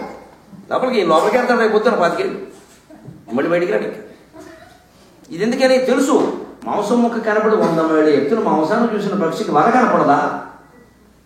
దానికి మనకు అవసరమైనవి కనపడతాయి లోకంలో. లేని ఉపన్యాసం విన్నప్పుడు కూడా మనకి ఇష్టం లేని వాళ్ళు ఎవరినైనా తిడితే మా బాగా, అందుకే గరికపాటి వారు అంటే నాకు ఇష్టం. అదే మన తిట్టారు దీనికి ఇవన్నీ ఎందుకంటే ఆ పద్యాలు ఏవో చెప్పుకోక. అందుకే నేను ఎవరు చెప్పిన నా పద్ధతిలోనే నేను పెట్టాను. అయినా ఆదరిస్తూనే ఉన్నారు జనం, అభ్యంతరం. ఆదరించకపోతే మానేస్తాం, ఇంటూ కూర్చున్నాం ఏంటంట. మన పద్ధతి మందే లోకంతండి. వారు భయపడతారు, వీరు ఏదో అనుకుని నిష్పక్షపాతంగా మాట్లాడుతున్నాం. మనకి ఎవరు లెక్కలేదు. అవును నిజం, అత్తగారిని తిడితే కోడలు సంతోషంగా ఉంటుంది. కోడలు తిడతాను రేపు పొద్దున్నే. నాకు ఇద్దరు ఒకటే. ఏ బ్రహ్మాది పిపీలికాంతో తనుషు ప్రోధ. మనుషులు బాగుపడటమే మనకు కావాలి తప్ప వీరితో అనుబంధం వారితో అనుబంధం మనకు అక్కర్లేదు. ఇలా బాధపడతారంటే ఏం చెప్పాలి? వేదాంతం అందరినీ పొగిడేసి వెళ్ళిపోవాలి.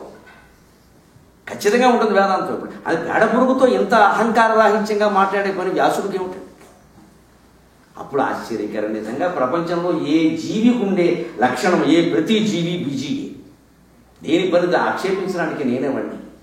ఆయన ఆ పేడ పురుగు నుంచి నేర్చుకున్నాడు. ఆయన దత్తాత్రేయ స్వామి 24 గురువులు ఉన్నారు నాకు. ఎక్కడ దత్తాత్రేయ స్వామి త్రిమూర్తుల యొక్క స్వరూపం కదా.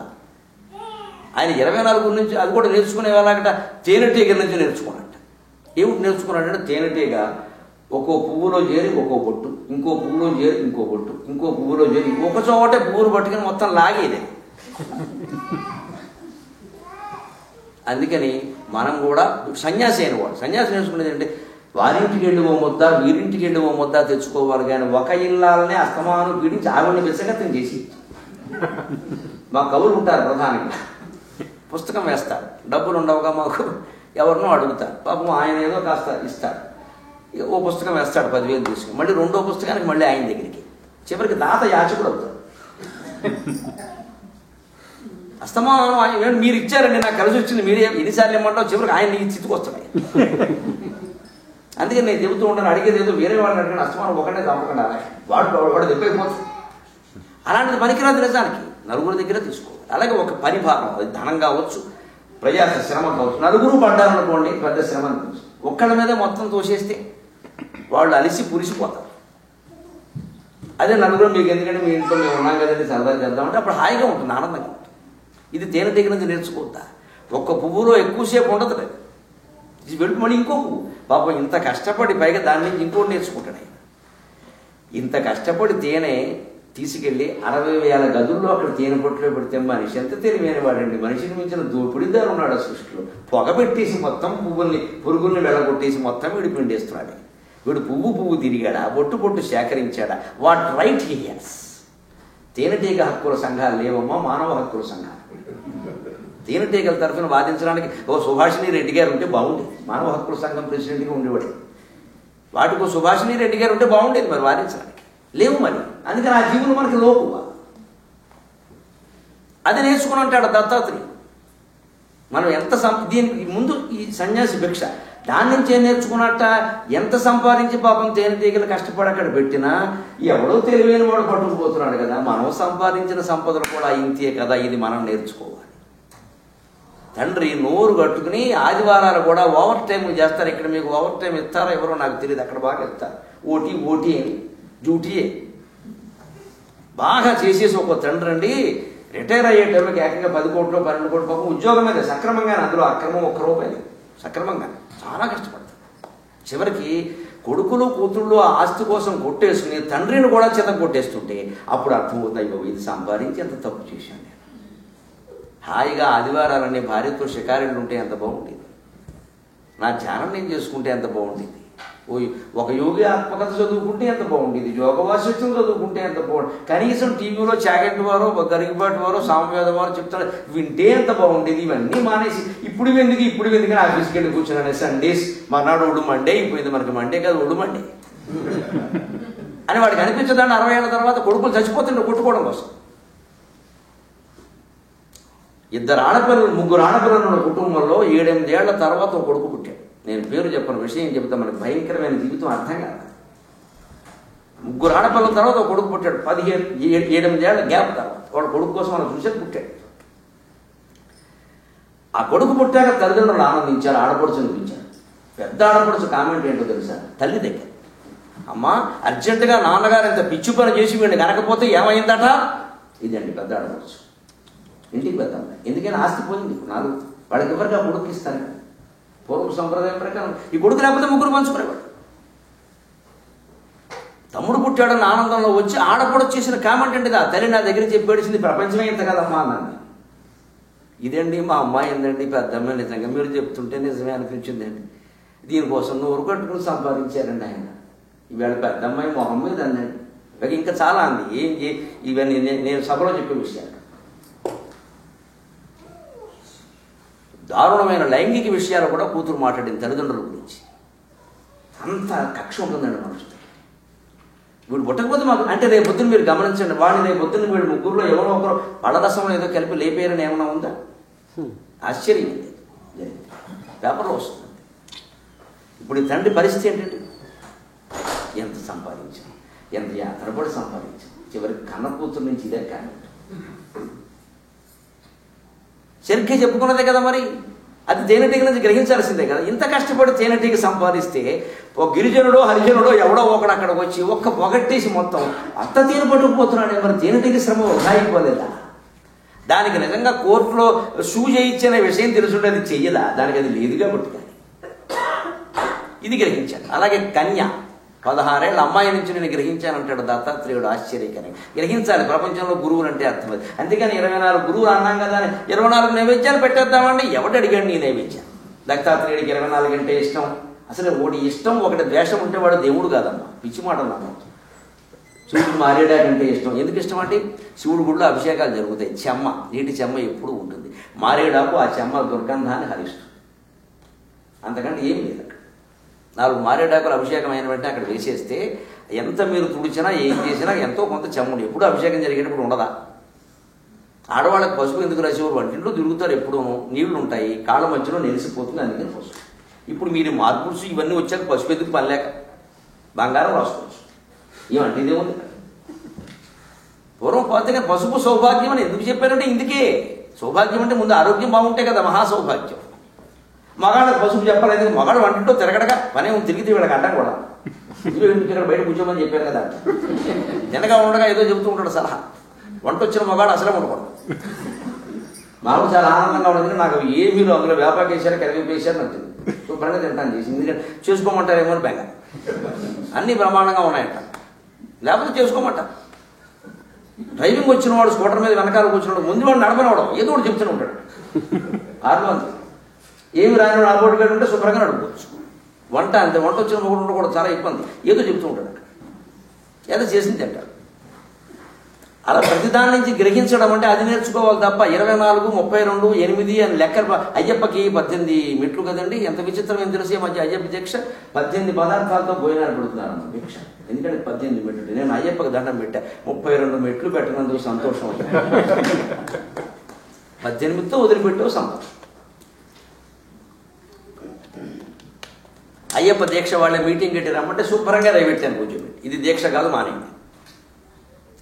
భిక్ష అంటే స్వయంగా వండుకోవాలి, పులగం లాంటిది చేసుకోవాలి. అది పెద్ద కారంగా ఉప్పుగా ఉండదు, చప్పగా ఉండదు. అది తిని పడుకోవాలి, నేల మీద పడుకోవాలి.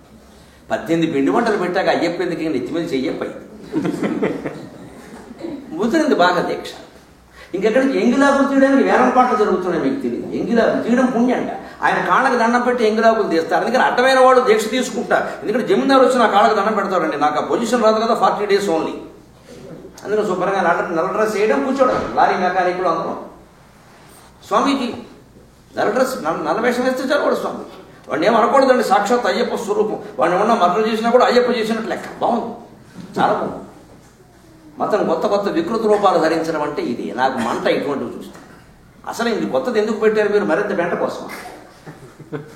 దాని ద్వారా ఏం నేర్చుకున్నారు కనుక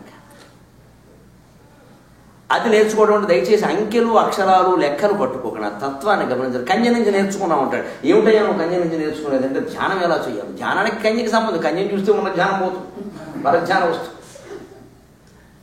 కానీ ఒక ఇంట్లో ఒక అమ్మాయి ఉంది, తల్లిదండ్రులు ఏదో బయటికి వెళ్ళారు. ఆ అమ్మాయిని ఒక్కతరం ఉంచాల్సి వచ్చింది, తప్పలేదు. జాగ్రత్తగా ఉండమ్మా అని చెబుతూనే మళ్ళీ వాళ్ళు ఎంత సంస్కారవంతులు అంటే ఎవరన్నా అతిథులు వస్తే పంపేకమ్మా, చూసుకో కాస్త జాగ్రత్తగా, ఏదైనా చేసి పెట్టు, కాస్త కాఫీ తీయని ఇవ్వాలి కదా, కంగారు పడకమ్మా. అదే సమయంలో మగాళ్ళు వస్తారమ్మా, తప్పదు, కొంచెం జాగ్రత్త చూసుకో చెప్పారు. ఎంత సంస్కారవంతులు చూడండి. ఎవరో వచ్చారు, 2, 3 వచ్చి చాపేసి కూర్చోకూడదు. ఏదో చేసి పెట్టమని చెప్పారు కదా తల్లిదండ్రులు. అందుకని లోపలికి వెళ్ళి ఏం చేస్తుంది, ఏదో జంతికల కోసం పిండి కలుపుతారు. వాళ్ళు వయస్సు, వాళ్ళు ఏవో మధ్యాహ్నం శుభ్రం పంటి కింద కరకర చేస్తారేవో జంతికలు, కారపూస, ఇవన్నీ వయసు కామడం చేసే సరదా కారపొడి, కందిపొడి సరదా వాళ్ళు ఉంటాయి. వాళ్ళు పొద్దున్న టిఫిన్ కూడా ఇడ్లీలు ఎక్కువ తింటారు, ఈ పొళ్ళ మీద తింటూ ఉంటారు. అదో సరదా. అందుకని అదేదో చేద్దామని ఆ పిండి కలుపుతుంది. కలుపుతుంటే ఈ గాజులు అండి, గాజులు బాగా గాజులు వేసేవారు కదా, ఇటో 10 ఇటో 10 చప్పుడు అవుతున్నాయి బాగా. ఇలా కలుపుతుంటే గలగల అవుతుంటే అమ్మాయికి అనుమానం, ఈ చప్పుడు వింటే ఏదో పెద్ద ప్రయత్నం చేస్తుంటుంది, తగ్గిన పిండి వంటలా ఉండేస్తుంది ఈ అమ్మాయి అని కంగారు పడి మొహమాట పడి వెళ్ళిపోతారు వాళ్ళు. అయ్యో పిల్లని ఇంత కష్టపడుతున్నాం, మరి వాళ్ళ మొహమాట వాళ్ళకు ఉంటుంది కదా, వద్దమ్మా చిన్నపిల్ల ఇబ్బంది పడక అంటారేమో అని ఈ చప్పుడు లేకుండా చేద్దామని సగం గాజులు తీసేసి అప్పుడు ఇలా అంటుంది.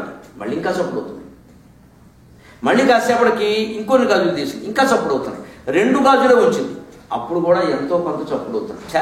నాకు పని జరగడం ముఖ్యం అని చెప్పి ఒక్క గాజు ఇటు ఉంచి మొత్తం తీసేసి ఆ పిండి కలిపింది. అప్పుడు చప్పుడు కాకుండా ఉంది. అమ్మయ్య నా అనుకున్నది నెరవేరు. దీని నుంచి దత్తాత్రేయ స్వామి లాంటి వాడు గ్రహించింది ఏమిటి అంటే, ధ్యానం ఎప్పుడు ఒక్కడే చెయ్యాలి, రెండో వాడు ఉన్నా చప్పుడే. 10 మంది కూర్చొని ధ్యానం చేస్తాం, పిరమిడ్లు పెడతాం, గొట్టాలు పెడతాం, గొడుగులు పెడతాం, దాని పరి ధ్యానం అంటారమ్మా. ధ్యానం దోపిడీ ఎలా జరిగిందో అందరికీ తెలుసు. పైన ధ్యానం చేసేవాడికి 500 టిక్కెట్, కింద ధ్యానం చేసేవాడికి 50 రూపాయలు టిక్కెట్. పై ధ్యానం కింద ధ్యానం 2 ఉంటాయి. ఇదంతా వ్యాపారం. స్వామీజీ పక్కనే కూర్చొని ధ్యానం చేస్తూ ఒక రేటు దూరంగా చేస్తూ ఆ స్వామీజీ ఉంటే కదా ధ్యానం మనకి రావడానికి.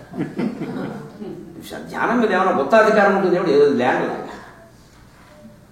అది మనం స్వయంగా చేసుకోవచ్చని వారెవరు మంచిగా చేయించక్కల వేలు పెట్టు కాలు పెట్టిన వారు చెప్పక్కర్లేదు, మనకు తెలుసు. అసలు రెండో వాడు ఉంటే ధ్యానం కాదు, అది మన ధ్యానం.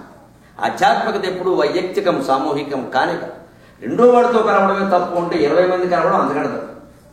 పైగా ఈ సత్సంగంలో ఇవాళ వారి సత్సంగం వీరి సత్సంగం, నేను పేరు చెప్పను, దానికి మళ్ళీ పేరు పెడతారు స్వామీజీ అంటే అదొక ముఠ. అందులో వచ్చేవాడు ఎవరన్నా రాకపోతే ఏమిటి అందులో రాలేదు కనుక్కోండి, ఎందుకు రాలేదు అంటే ఖచ్చితంగా జారిపోయారేమో అని. బడికి స్టూడెంట్ రాకపోతే మాస్టర్ కూడా ఇంత బాధపడ్డు, సత్సంగానికి రాకపోతే మీరు అంత బాధపడుతున్నారు అంటే స్వామీజీ గారికి జనాన్ని పోగేసుకోవడం మీద ఉందన్నమాట, ఆధ్యాత్మికత మీద లేదు దృష్టి. మన ముఠాన్ని మనం అవసరమైతే యూనిఫామ్ పెట్టేద్దాం అన్నాడు ఒక ఆయన, నేను చూసాను, పేరు చెప్పండి, యూనిఫామ్ పెడతాడు. ఇంక స్కూల్కి ఇంక తేడా ఉంది.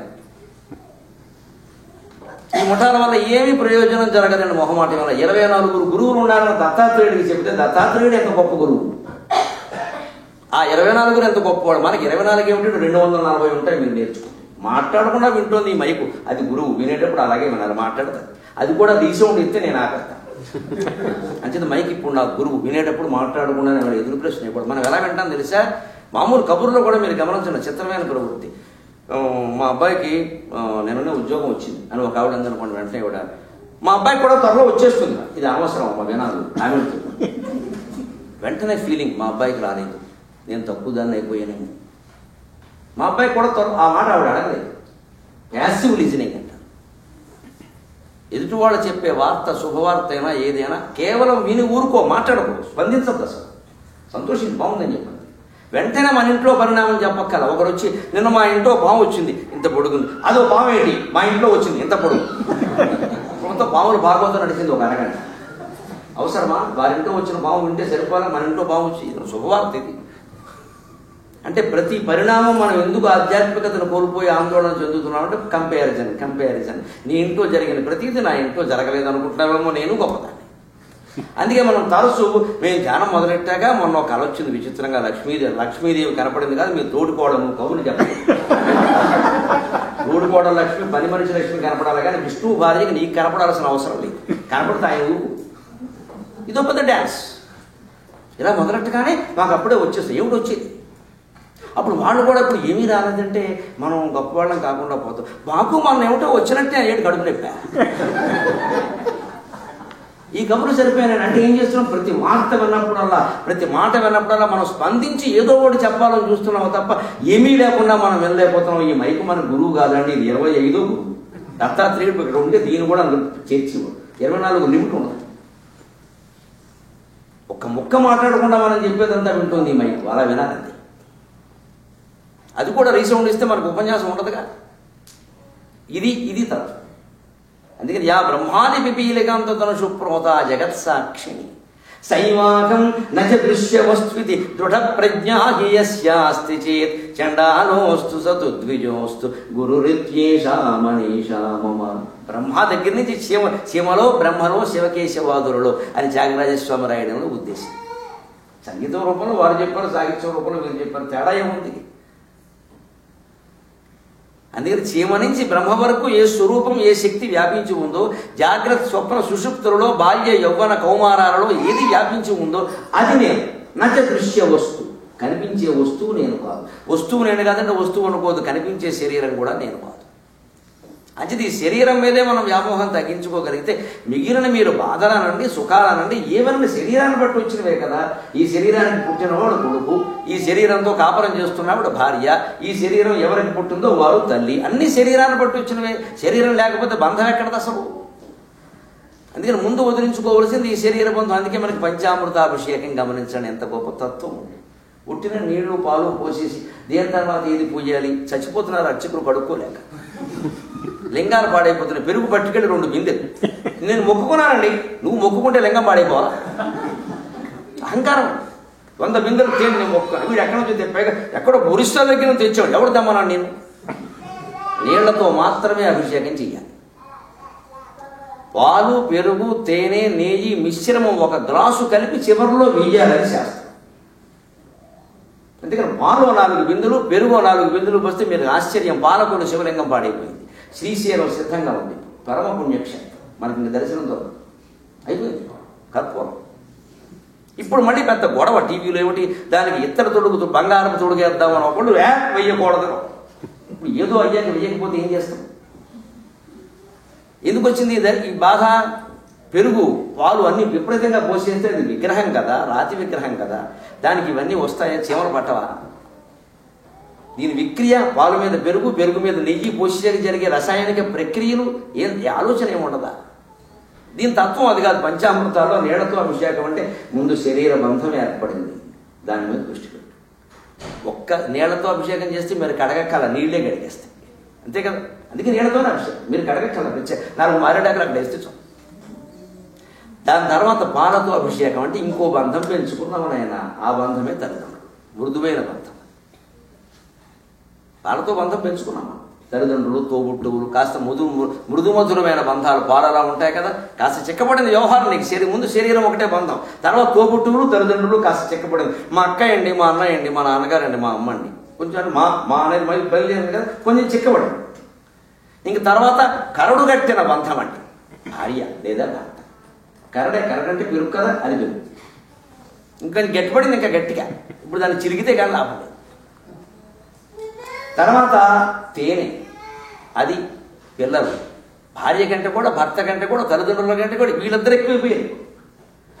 మా జీవితం అంతా వాళ్ళ కోసమేనండి, నేను పడిన కష్టాలు ఇవి నా పిల్లలు పడడానికి వీల్లేదండి. తేనె అంత తీపి. భార్య మీద లేని ప్రేమ, భర్త మీద లేని ప్రేమ, తల్లిదండ్రుల మీద లేని ప్రేమ, పిల్లల మీద అండి. 8 ఏళ్ల పిల్లకి పుట్టినరోజు చేస్తే $1000 పెట్టి గౌను కొంటాడు. 80 ఏళ్ళ తల్లికి పుట్టినరోజు చేస్తే ఇప్పుడు ఈ ముసలాళ్ళకి చేర అవసరమా అంటాడు. 8 ఏళ్ళు ఎంతో 80 ఏళ్ళు అంత కదా, ఆవిడకి అనిపించదా? మనకు ఆ దృష్టి ఉండదు. ఎందుకంటే తేనె ఇది, అది ఏదో పాలబంధం అయిపోయింది. తర్వాత నెయ్యి కానీ కొబ్బరి నీళ్ళు కానీ పోస్తారు, అది స్నేహితుల మధ్య సమాజంలో పెంచుకున్న బంధాలు. పెద్ద జిడ్డు నెయ్యి అంటే అర్థం, స్నేహం అంటే జిడ్డే, స్నేహం అంటే నూనె కూడా అర్థం. పెద్ద జిడ్డే, మళ్ళీ జిడ్డుకి ఇష్టమవుతుంది తగ్గితే తప్ప ఈ జిడ్డు. మీరు గమనించండి, పంచామృతాభిషేకంలో క్రియ గమనించాలి. ఎప్పుడు ఎక్కడ కూర్చున్నాం, దూరం కూర్చున్నాం, టికెట్ ఎంత ఎట్టుకున్నాం, ఈ గొడవ కాదు. దీని తర్వాత ఏం చేయాలి? నేనే నా చేత్తో పోయించాలి ప్రత్యేకంగా. ఎవరు పోసినా ఒకటే, నువ్వు చూసినా ఒకటే. విషయం గ్రహించి నీ చేత్తో పోయించడం పెద్ద విషయం, ఇదో అహంకారం. నన్ను ఎక్కడ నుంచో పెట్టాను, నన్ను ముందు పిలిచారు. మొదటి చెంపు నేను పోయి, మొదటి చెంపు కూడా ఓ ప్రత్యేకత. శివుడు అక్కడ ఎడుతున్నాడు, నేను చెంబులు ఎవడు పోయిపోయినాడు.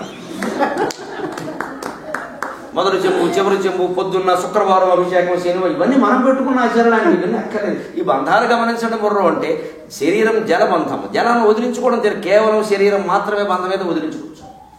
దానికి మళ్ళీ తల్లిదండ్రులు అన్నావు, తోబుట్టులు అన్నావు, అదొకటి పెట్టావు. తర్వాత భార్య అన్నావు, భర్త అన్నావు, అదొకటి బాగా గట్టిపడింది పెరుగు. ఇక దానికి మళ్ళీ పిల్లలు అన్నావు, తేనె. ఇక మాధుర్యం వదులుకునే బంధం కాదు.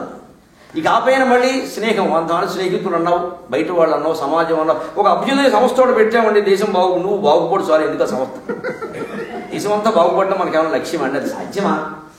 అది ఒకటి ఏంటంటే అసలు ఆ కార్యాన్ని విస్తృతం చేసి పారేసేస్తే అసలు తగ్గిపోతుంది. నేను బాగుపడితే చాలు, వీలైతే ఇంకోటి చెప్తా లేకపోతే లేదు, చాలు. ఎందుకంటే జీవిత లక్ష్యం అక్క పెద్ద సంస్థతో పెడదామని కానీ ఓ ప్రెసిడెంట్ ఓ సెక్రటరీ ఇద్దరు లంకే కొట్టుకున్నాం. ఇంకెందుకు ఇక్కడ ముందు అవినీతి ఇక్కడ మొదలైంది. రూపాయలు రానకూడదు బాగా, రూపాయలు రాగానే మొదలైంది. లేదా అమెరికాలో చేద్దాం వీధికో కూడా ఎందుకు వస్తుంది, ఒక సంఘం 3 సంఘాలు ఎందుకు అవుతున్నాయి, దయచేసి ఆలోచించండి. ఎన్ని వేదాంత ఉపన్యాసాలు వింటే మన బుద్ధి మారినది. అక్కడ ఎలా ఉందో ఇక్కడ అలాగే నాకు తేడా ఏం కనపట్ల. అక్కడ అనుకున్నాడు ఇక్కడ అంతే రకం, ఇంకో రకంగా కనిపిస్తుంది అంతే. జ్ఞానం అనేక రకాలు. నన్ను ఎవరో అడుగుతున్నారు, ఏమండి విదేశాలు వెళ్ళకూడదని కొంతమంది అంటున్నారని మీరు పెడుతున్నారు కదా, ఏ అజ్ఞానం అక్కడ లేదా అన్నాను. విదేశాలు వెళ్ళకూడదని మాకెవరికి లేదండి. పీఠాధిపతులు కూడా వాళ్ళే వస్తున్నారు శుభ్రంగా పీఠాలు వదిలేసి. పీఠాధిపతులు కదా, మాకెందుకు విద్వాన్ సర్వత్ర పూజ్యతే, విద్వాంసులు తిరగాలి. దేశం తిరిగితేనే విషయాలు తెలుస్తాయి. ప్రపంచం అంతా తిరగాలి. ఆ హక్కు ఆ బాధ్యత కూడా మాకు. అది కాకపోతే దానికోసం మనం వెంపర్లు ఆడద్దు. వారు పిలిస్తే వస్తాం, లేకపోతే లేదంతేగా నేనే ఫోన్ చేసి మీరు పిలిపించలేమంటే మనం బండిట్టే పోతున్నాం. వారు పిలిస్తే మనకు అవకాశాన్ని బట్టి వస్తాం, లేకపోతే లేదు. రావడము తప్పు కాదు, రాకపోవడము తప్పు కాదు. దాని వెనకాల ఉండే ఉద్దేశం చూసుకోవాలి. అలా ఒక్కో బంధం పెంచుకుంటే మీరు గమనించండి. అభిషేకంలో జరిగేది నీళ్ళ తర్వాత నీళ్లు పోసినట్టే పాల తర్వాత మళ్ళీ నీళ్లు పోస్తారు, తేనె తర్వాత మళ్ళీ నీళ్లు పోస్తారు, పెరుగు తర్వాత మళ్ళీ నీళ్లు పోస్తారు. అంటే ఇవన్నీ మళ్ళీ శరీరం వల్ల వచ్చాయి, మళ్ళీ శరీరంలో వచ్చాయి, మళ్ళీ శరీరం. అసలు దాని మీద దృష్టి పెట్టు, దాన్ని తొలగించు.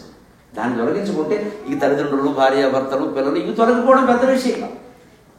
ప్రతి చోట మళ్ళీ నీళ్ళెట్టి కడగడంలో ఉద్దేశం ఏమిటంటే అన్నిటికీ మూలం నీళ్ళే, అన్నిటికీ మూలం శరీరమే. దాన్ని బట్టి కదా వచ్చాయి. నువ్వు శరీరమే ధరించకపోతే ఇదే ఉందయ్యా.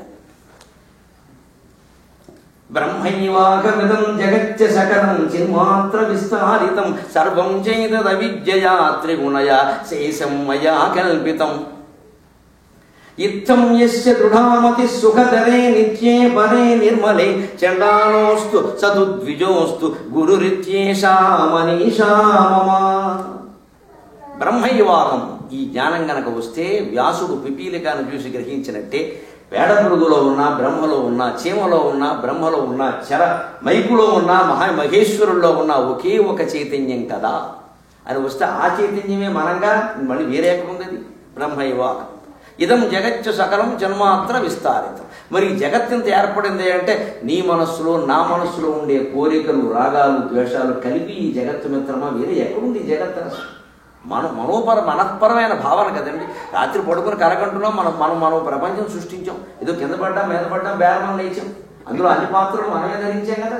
ఒక జీవుడు కలగని పడుకుని కలగని అన్ని పాత్రలు తానే ధరించి కథ, స్క్రీన్ ప్లే, మాటలు అన్ని వాడే రాసేసి కళలో మాత్రం అది వేరే నేను వేరే. అక్కడ భ్రమలో ఉన్నాం మనం, వాళ్ళు వేరే నేను వేరే. కానీ మెలకు వచ్చాక ఏమిటో అన్నీ మనమే, అదో మాయ అని గ్రహించాలి. కళని విశ్లేషించుకున్నా చాలు. మనం విశ్లేషించకుండా ఏం చేస్తాం? తెల్లరికట్టు వచ్చింది నిజం అవుతుందంటావా? ఇదో పెద్ద పెంట. ఇప్పుడు నిజం కాకపోతే జీవితం నిజమైంది, దాన్ని నచ్చల మన కళ నిజం అవ్వాలి. దాని మీద సినిమా పాటలు కళ నిజమాయనే. కళ నిజమైతే నిజం కూడా కళ అవుతుంది. అప్పుడు మళ్ళీ వెళుతూ కూర్చుంటాం. కవిత్వానికి బాగుంటాయి కానీ వేదాంతానికి బాగుంటావు. చాలా పచ్చిగా ఉంటుంది వేదాంతం. అది పండతో మనం పండాలి కానీ దాన్ని తింటే మనం పండుతో అది పచ్చిగానే ఉంటుంది. నిర్భయంగా, నిస్సంకోచంగా, నిష్పక్షపాతంగా చెప్పగలగాలి వేదాంతం, వినగలగాలి. అక్కడ ఏమీ మేషజాలు పనికిరావు, ఏ బంధాలు పనికిరావు.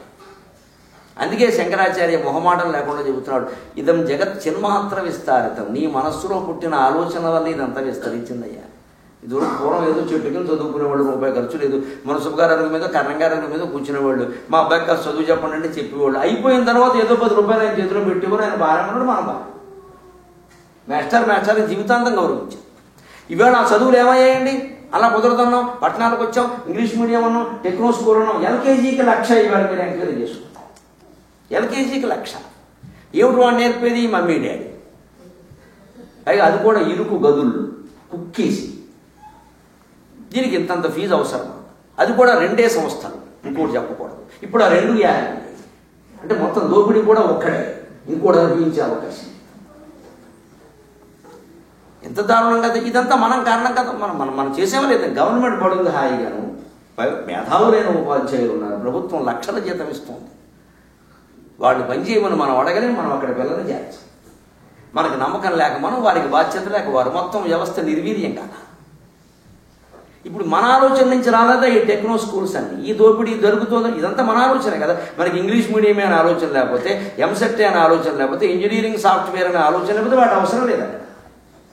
మా వాడికి నాకు మంచి మాటలు చెప్పండి, నాకు నీతి పద్యాలు చెప్పండి, బాగుంటే చాలండి, వాడు వ్యవసాయం చేసుకున్నా పర్వాలేదండి అనగలిగితే ఈ ప్రపంచం ఎంత దరిద్రం అయ్యేది కదమ్మా. ఈవేళ మీరు ఇండియాలో గమనించండి, బాధపడుతూ చెప్తున్నా, కాపులు ఎవరు కాపులకి పేరు వినబట్టలేదండి వ్యవసాయ కుటుంబంలో ఉంటే. కాపులు అంటే నా ఉద్దేశం వ్యవసాయ కుటుంబం, క్యాస్ట్ కాదు. వ్యవసాయం చేసుకునే వాళ్ళు ఎవరు, వ్యవసాయం చేసే వాళ్ళకి పిల్లలు ఇవ్వడం లేదు. సాఫ్ట్వేర్ పొలం అమ్మాయి సాఫ్ట్వేర్ కంపెనీ, వాడు అక్కడ 8,000 జీతమైనా పిల్లలు ఇస్తుంది. ఇప్పుడు 80,000 ఆదాయం ఉన్న వ్యవసాయం వాడికి. నాలుగు గోచి పెట్టుకుందుకు వీల్లేదు, పొలంలో వంగడానికి వీల్లేదు, వాడు టిప్ టాప్గా ఉండాలి, కంప్యూటర్ ముందు నిలబడాలి, పొర లేకపోయినా సరే. వ్యవసాయ కుటుంబాల్లో మాటలు. వ్యవసాయం నాశనం లేదు. వైశ్యులు ఎవరు దుకాణాలు పెట్టరు, వ్యాపారం పెన్సర్ దుకాణాలు వచ్చే పెట్టే పని. పూర్వం పల్లెటూళ్ళు పాపం కోమట్లు చిన్న చిన్న దుకాణాలు పెట్టుకుని బతికేవారు హాయిగా. వాళ్ళకి అది వృత్తి తప్ప వేరే ఏం లేదు. వాళ్ళు వ్యాపారం చేసినంతకాలం వ్యాపారం బాగా, వాళ్ళకి ఏదో దైవ భక్తి పాప భీతి ఉంటాయి. ఇప్పుడు మొత్తం అందరూ దిగారు బిజినెస్, ధర్మం లేకుండా. ఈ మొత్తం జగత్తంతా మనం విస్తరింపు చేసింది కదా వేదాంతం, అదే చెబుతాం. సర్వం చేత అవిద్యయ త్రిగుణయ శేషం మయా కల్పితం. ఈ మొత్తం అంతా అవిద్యయ త్రిగుణయ. త్రిగుణయ అంటే 3 గుణాలు, సత్వరజస్తమం. అదే 3 పేట, అందుకే జడ 3 పాయలు వేస్తారు. జడ అర్థమైతే జడ పదార్థమైన ప్రపంచం అంతా అర్థమైంది. ఆ 3 పాయలు మీరు వేసేటప్పుడు గమనించండి, 3 పాయలు ఉంటాయి.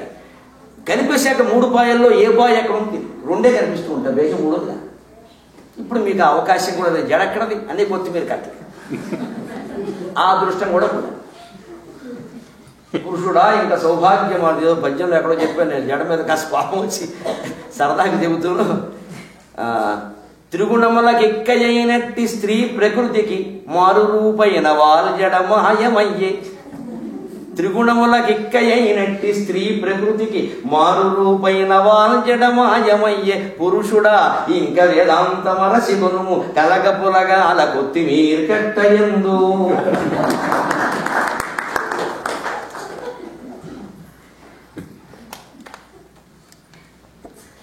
ఆ జడలో ఉండే గొప్పతనం, జడగంటలు కూడా 3 పెడతారు కదా, అవి సత్వరజస్తమో త్రిగుణములు అంటే. జడ అల్లిన విధానం చూస్తే ముందు 3 పాయలు, కానీ అల్లేశాక 2 కనపడితే 3వ పాయ ఎక్కడుందో తెలియదు. 3వ పాయ ప్రతి దాంట్లోనే ఇమిడితం. జీవితం అంతే 3 పాయల జడ. నువ్వు అందంగా అల్లుకోగలిగితే జీవితం త్రిగుణాలతో అందమైన జడ. లేకపోతే చింపిరి జుట్టు, చింపిరి జుట్టు కింద చంద్రవందరగా పెట్టుకుంటామా, అందమైన జడ అల్లుకుని జడగంటలు పెట్టుకుంటామా, ఊహ్యం పుట్టేశాయి. అది ఏబిఎన్ ఆంధ్రజ్యోతి పద్ధతి, వీ రిపోర్ట్ యూ డిసైడ్. మేము చెబుతాం, మీరు నిర్ణయించుకోవాలి. అది ఒకటి వేరు పట్టుకుని నడిపించేది కదా. నా జీవితాన్ని నేను నిర్ణయించుకోవాలి, మీ జీవితాన్ని మీరు నిర్ణయించుకోవాలి. గురువు శిష్యుడు 2 ప్రత్యేకంగా ఉండదు. ఎవరికి వారే గురువు, ఎవరికి వారే శిష్యుడు. ఎంత చెబుతుంటే అర్థం కావాలి. సర్వం చేత అవిద్య త్రిగుణ. విచిత్రమైన మాట ఉంటున్నాడు శంకరాచార్య, ఆయన నాస్తికుడు అన్నాడు. శేషం దేవుడితో సహా నువ్వు పెట్టుకున్నదే నా జోలికి రాకండి. మనకు భయం వేసింది దేవుణ్ణి పెట్టాం. ఆ దేవుళ్ళ వాళ్ళు ఎన్ని పెట్టాం విచిత్రంగా. మీరు ఈ మధ్య గమనించండి, గణపతి గుళ్ళు పెరిగాయి, బాబా గారి గుళ్ళు పెరిగాయి, ఆంజనేయ స్వామి గుళ్ళు పెరిగాయి. ఆంజనేయ స్వామి ఎక్కడైనా ప్రత్యేకమైన గుడి కడతారండి అజ్ఞానం. రాముడు పాదాల దగ్గర ఉంటాడు ఆయన గుడి ఎందుకండి? మనం ఆంజనేయ స్వామి ప్రత్యేక విగ్రహం. పైగా మా గోదావరి జిల్లాలో ఆంజనేయ స్వామి ఉంటాడు, తోక పొడుగు. వీడు 100 అడుగులు పెడితే వాడు 200 అడుగులు పెడతాడు. ఎర్రవరం నాలవరం ఇవన్నీ తోక చివరికి బస్సుకు అడ్డం ఆ తోక. మన వీరావేశాలు ఇవన్నీ మన అహంకారాలు తప్పితే ఆంజనేయ స్వామి తోకపొడు కట్టమని ఎక్కడైనా అన్నాడు. ఇంత విచిత్రంగా. అందుకని శంకరాచార్య శేషం చివరికి దేవుడు ఆకారాలు సహా నువ్వు పెట్టుకున్నావు మమ్మల్ని ఎందుకు అంటున్నావు ఇక్కడ? అవిద్య కారణంగా మనకి భయం వేసింది. ఆంజనేయ స్వామి దేవుణ్ణి చేసాం. ఆయన నేను భక్తుడిని, దాసుడిని, మీ భయాలు పోగొట్టాల్సిన అవసరం నాకు లేదు. నేను రామకార్యం కోసం నేను కష్టపడ్డాను, సుందరకాండ చదవండి. ధర్మం కోసం మీరు కష్టపడ్డాను లేదు. మా భయం నువ్వు పోగొట్టు, నువ్వు ఏం చేసావు మాకు సుందరకాండ మా దృష్టిలో బందరకాండ తీసి ఆయన బందరగా నువ్వు మా భయాన్ని పోగొట్టు. వినాయకుడు నేను 3 లోకాలు తిరగమని మా నాన్న పరీక్ష పెడితే నేను మా అమ్మా నాన్న చుట్టూ తిరిగాను. తల్లిదండ్రులకు సేవ చేయడానికి మేము చెయ్యం, నీ కొబ్బరికాయ కొడతాం, మా కోరికలు తీర్చు. తల్లిదండ్రులకు సేవ చేయడం వినాయక చవితికి పనిచేస్తాం, దానికి దొంగ కరెంట్లు ఆగుతాడు పోర్మించి. ఇదంతా తల్లిదండ్రుల సేవ. మళ్ళీ మమ్మల్ని పిలుస్తాడు, వినాయకుడి గురించి చెప్పండి. ఏం చెప్పంటావు, నువ్వు ఆయన మించిన నాయకుడు. వినాయకుడు మొహం నేను, నా మొహం వినాయకుడు చూసాడు. గణపతి నవరాత్రులు అంతా 9 రోజులు బుక్ అయిపోయింది నాకు ముందే. వాళ్ళ అజ్ఞానం వదలదు, నా పట్టుదల మారదు. నేనంత మూర్ఖుడు, నాకు అంతకంటే పట్టుదల. అయితే నువ్వు తప్పు ఇంత గట్టిగా చేస్తున్నావు, నేను ఒప్పు చెప్పడం నేను పాట బదలపడతా. మళ్ళీ పిలవనే బెంగ నాకెళ్ళ బదలు కూడా చెప్తాను. దొంగతనం లాగుతాడు, వినాయకుడు అంటాడు, భక్తి అంటాడు. భక్తుని వాడు దొంగ కరెంట్లు ఆగుతాడా? వినాయకుడికి నేర్చుకోవాల్సింది ఏమిటి? కార్యసిద్ధి అంటే ఎందుకైంది? ఆయన ప్రపంచం తిరుగుతూ కూర్చోాలా. మాతామే పార్వతీదేవి పితాదేవో మహేశ్వర బాంధవా శివభక్తాశ్చ స్వదేశం భువనత్రయం. మామూలు వాళ్ళకే అలాగే మన తల్లి పార్వతి, మన తల్లి పరమేశ్వరుడు అనుకోమంటే తండ్రి. ఆయన నిజంగా వాళ్ళే. ఆయన వేరే చోట తిరగడం ఏంటంటే అజ్ఞానం. అందుకని వాళ్ళ చుట్టూ తిరిగాడు. మీరు ఇలాగే చేయండి, మీ తల్లిదండ్రులకు సేవ చేయండి చాలు, ఇంకెక్కడికి వద్దు. ఎక్కడికి వెళ్ళకుండా చూడండి, వాళ్ళని చూసుకోండి చాలు. వాళ్ళు చెప్పినట్టు వినండి, చేసుకోండి జాగ్రత్తగా. ఏదైనా వాళ్ళు తేడా ఉంటే చెప్పండి. నాన్నగారు మతి లేకుండా ఏమిటి నన్ను బుద్ధి లేకుండా అనొచ్చు. తేడా అంతే. తండ్రిని కూడా అనొచ్చాడు, ఏమి నాన్నగారు మతి లేకుండా ఈ పనులు అన్నాడు. నేను ఎప్పుడైనా మాట్లాడిన తర్వాత మా చిన్నాడు నాకు అప్పుడప్పుడు ఫోన్ చేసి అంటాడు, 2 గంటల మించి మాట్లాడితే ఏం చేస్తానో నాకే తెలియదు అంటాడు. అంత బాధపడికి నేను మాట్లాడతాను, ఎందుకంటే గొంతుపోతుందని. మరి మనకు ఓడి తెలియదు. అందుకని అంటే ఏమిటి? అది నా మీద ఉండే ప్రేమ కానీ కోపమా? ఒకసారి మీకు మతి ఉండదు అంటాడు. మరి నిజమేనా? మతి లేక మాట్లాడుతున్నాను, ఏం చేయమంటా అంటాడు. మతి ఉన్నవాడు మాట్లాడి తండ్రిని కూడా అనొచ్చు మీరు, కానీ మతి లేకుండా అనాలి, బుద్ధి లేకుండా అనకూడదు. అదే తండ్రి కొడుకునంటే బుద్ధి లేకుండా అనొచ్చు. తేడా లేదా? మీరు పుస్తకం చూస్తే ఇంటర్మీడియట్ సంస్కృతం పుస్తకం చూసినా తెలుస్తుంది. ఇకారాంతఃపుల్లింగ మతి శబ్ద బుద్ధి అని అర్థం ఉంటుంది. మతి అంటే బుద్ధి, కానీ మతి వాడే చోటు వేరు, బుద్ధి వాడే చోటు వేరు. ఔచిత్యం అంతే. అయితే మన కార్యసిద్ధి కోసం గణపతిని దేవుడు చేసి ప్రత్యేకం ఆరాధించాను. నేను శివుడు కుమారుడు ప్రత్యేక ఆరాధన నాకు అవసరం లేదే. శివ కుటుంబంలో నేను ఒక భాగం. నేను రాముడు కాళ్ళ దగ్గర కూర్చుంటాను ఆంజనేయ స్వామి అంటే ఆయన ఆరాధన చేసి ఆయన గారెంతండ వేసాం, నమస్కారం. తమలపాకులతో పూజ చేశాం. బ్రహ్మచారికి తమలపాకులు. ఆశ్చర్యకరమైన విషయం ఇది. ఏ శాస్త్రంలో లేదు, నాకు బుర్ర బగల కొట్టుకుని అర్థం కావట్లేదు. బ్రహ్మచారికి తమలపాకులు ఏమిటండి? బ్రహ్మచారి తమలపాకులు వేసుకోవడం ఏం లేదు. ఒక దేవుణ్ణి ప్రత్యేకంగా పెట్టగానే ఒక ఆయనకి ఇష్టమైన పదార్థం ఒకటి ఉండాలి, ఆయనకు ఒక రకమైన పూజ ఉండాలి, ఆయనకు ఒక వారం కూడా ఉండాలి ప్రత్యేకంగా. ఎందుకంటే మంగళవారం ఖాళీగా ఉండి అప్పట్లో ఆయనకి ఇచ్చారు. అప్పట్లో అది ఖాళీగా ఉంది, అందుకని ఆయనకి ఇచ్చారు. అంతే. ఆంజనేయ స్వామి ఎక్కడ నాకు మంగళవారం ఇష్టమో రామాయణం మొత్తం మీద ఎక్కడ చెప్పారు. మనం పెట్టామంతే. ఇంకా హనుమాన్ చాలీసా చదివితే మంగళవారమే చదవాలి. ఇంకా అదో సెంటిమెంట్ ఇంకో చోట చదవకూడదు. నాకు రైల్లో కలిసింది ఒక ఆవిడ. పిల్లల్ని తీసుకొచ్చింది, దండం పెట్టింది, బాణం ఏదో అయిపోయింది. మా అమ్మాయి శ్లోకాలు వచ్చినట్టు మీరు వినాలని ఇది గొడవ. సరే, కానీ నేను రైల్లో ఉంటే పుస్తకం చదువుకుంటా, నాకు ఎందుకు ఈ గొడవ? ఇప్పుడు మీ అమ్మాయి చెప్పిందంతా నేను వింటూ కూర్చుని నా సమయం ఏం కావాలి. సరే, ఫోన్లో ఏదో పాపం వాళ్ళ తాపత్రయాలు, వాళ్ళు మనం దొరకం కదా, దొరికాం ఫోన్ అని చెప్పమ్మా. శుక్లాంబరధరం అని మొదలెట్టింది. ఇప్పుడు కావది. అక్కడి నుంచి సరస్వతి నమస్తు. సరే, 2-3 విన్నాను. ఇక అప్పటి నుంచి 1/2 గంట అయింది, వదలదు. ఆ పిల్ల వెళ్ళదు, ఇవిడ అలా చూస్తుంది, మధ్యలో ఫోటోలు లాగుతుంది. ఇప్పుడు ఆ తప్పులన్నీ చదువుతుండగా ఈ క్యాసెట్ ప్రచారం అయితే గరికిపాటి వారు ఉండి కూడా తప్పులు సరిచేయలేదట. ఏదైనా వింటే కదా. నాకు దొరికే సమయం తక్కువ, పుస్తకం చదువుకుని ఈ కూడా ఏంటి ఇంతట్లో ఆవిడ. ఇప్పుడు హనుమాన్ చాలీసా ఒకటి చదివేవి అండి. హనుమాన్ చాలీసా అంటే 40 బంకులు బొమ్మ తగ్గిపోతుంది. ఇప్పుడు అది అబద్ధం. అందుకని మనకి చమత్కారం అలవాటు కదా. నేను అంటుకో, మేము కాకినాడ వాడమమ్మ, మేము హనుమాన్ చాలీసా వినమన్నా. బుర్రా షార్ప్ వెలగాల జరిగింది నాకు. మేము హనుమాన్ చాలీసా వినాం. నాకు చెప్ప అదేంటండి అది. అందులో ఏమన్నాడు? తినకే కాజా సకల దుమ్మ సాజా. కాకినాడ అంటే కాజా తినద్దని చెప్పి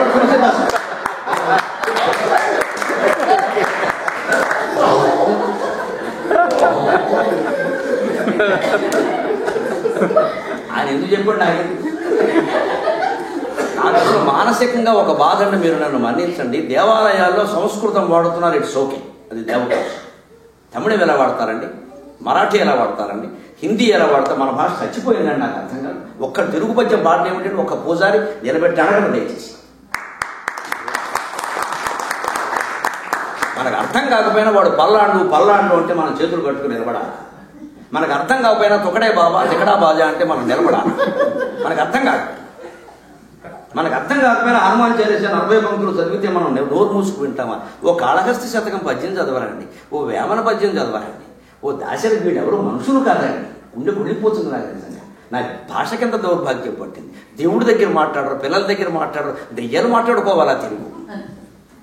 అందుకే నాకు పట్టుదల. నేను పురాణాలు చెప్పంటే శ్రీనాథుడు కావ్యాలు చెప్తాను, నన్నయ్య గారి పద్యాలు చెప్తాను. నేను చెప్పను సంస్కృతం. నా బాధ నాకుంది. అవును, తెలుగులో పద్యాలు లేవా అంటే, తెలుగులో మాటలు లేవా చెప్పలేమా? దీనికోసం సంస్కృతానికి వెళ్ళాలా? సంస్కృతానికైనా వెళతామండి. సకల భాషలకు జనని దేవభాష. తమిళము, మరాఠీ, హిందీ మనకేం కర్మ అంటే ఆ మాత్రం గౌరవం మన భాషకు లేదా? అక్కడ ఎవడుంటే వాడి భాష పెత్తనమేనా? డబ్బులు మనవా? ట్రస్ట్ బోర్డు చైర్మన్ మనమా? మనం చెప్పలేమండి, చెప్పలేము. మనకు ధైర్యం లేదు మన భాష. అదే తమిళం వాడు కనుక చైర్మన్గా ఉంటే చంపేస్తాడు తమిళం తప్ప ఇంకోటి వినపడకుండా. ఆ పట్టుదల రావాలండి. ఈ పదవులు పోయిన మంచిదే, నాకు కావలసింది తెలుగు. ఇది వస్తే నిలబడుతుంది. దేవుడి దగ్గర చదవడానికి పద్యాలు లేవు. గురించి 116 పద్యాలు రాశాడు. దాశరథి రామదాసు 100 పద్యాలు రాశాడు రాముడు మీద. కృష్ణ శతకం 100 పద్యాలు. ఏ దేవుడు అంటే పోనీ అమ్మవారు కావాలి, రావిపాటి త్రిపురాంతకుడు అంబికా శతకం అద్భుతంగా 100 పద్యాలు రాశాడు. మీకు ఏ దేవుడు కావాలంటే ఆ దేవుడి మీదే పద్యాలు మన భాషలో ఉన్నాయి. పైగా ఆ పద్యం మీద మనకు అర్థమవుతుంది. ఈ పల్లాంటి మనకు అర్థమే సాగుతుంది. ఆయన ఏం చెబితే వినడం తప్ప. అంటే ప్రతి వాడు పెత్తనం చేస్తున్నాడు మన మీద. తెలుగువాడు దయచేసి ఆలోచించండి. ప్రతి వాడికి లోకమైపోయాం. దాన్ని కనీసం మాటలు లేదా ఇష్టం లేకపోతే వెళ్ళిపోండి అక్కడి నుంచి. మేము ఉండమండి, మేము ఉండమండి. తెలుగు అయితేనే వింటాం. సంస్కృతం యాక్సెప్టెడ్, ఇతర భాషలు ఒప్పుకోవద్దు. దేవుడి పేరు మీద కూడా మనం ఒప్పుకోబట్టే లోకమైపోయాం. ఎందుకు నేర్చుకోవడం వేదాంతం? అంతా కల్పనే అని చెబుతున్నారు వేదాంతంలో. అంతా ఆ కల్పనలోనైనా మన భాష పలికినదా? అందులోనూ పరభాష. మన భయాలు, మన బాధలు, మన బలహీనతలే ఈ మొత్తం ప్రపంచాన్ని ఇలా చేసి దయచేసి ఆలోచించండి. ఇత్తం యశ్చ దృఢామతి సుఖధరే నిత్యే పరే నిర్మలే. ఈ రకంగా నిజంగా నిత్య చైతన్యంతో ఆలోచించేటువంటి జీవి సుఖతరమైన నిర్మలమైన పదార్థాన్ని చేరుకోగలుగుతాడు. అలా చేరుకున్నవాడు చండాలోస్తు సదుద్విజోస్తు. వాడు చండాలుడైతే నాకేం, బ్రాహ్మణుడైతే నాకేం, యోగైతే నాకేం, రోగైతే నాకేం. గురురిత్యేషా మనీషా మమ. అతను నా గురువే, నేను దండం పెడుతున్నాను. ఇప్పుడు ఎన్ని భేదాలు మనం పోగొట్టుకోవాలండి. శశ్వన్నశ్వరమేవ విశ్వమఖిలం నిశ్చిత్య వాచాదునోహో నిత్యం బ్రహ్మ నిరంతరం విమృశత నిర్వ్యాజ శాంతాత్మన భూతం భావిచ దుష్కృతం వ్రతగత సంవిన్మయే పావకే ప్రారబ్ధాయ సమర్పితం స్వభపు ఇత్యేషా మనీషా మమ. అనేక రకాల పాపాలు చేశామని బాధపడుతూ ఉన్నామే. చాలా సులభమైన ఉపాయం, చిటికలో వెళ్ళే ఉపాయం చెప్తున్నాడు శంకరాచార్య. శశ్వన్నశ్వరమేవ విశ్వమఖిలం. ఈ విశ్వం మొత్తం వెంటనే నశించిపోతుంది. నువ్వేం కంగారు పడుతుంది. ఈ కళ ఎంత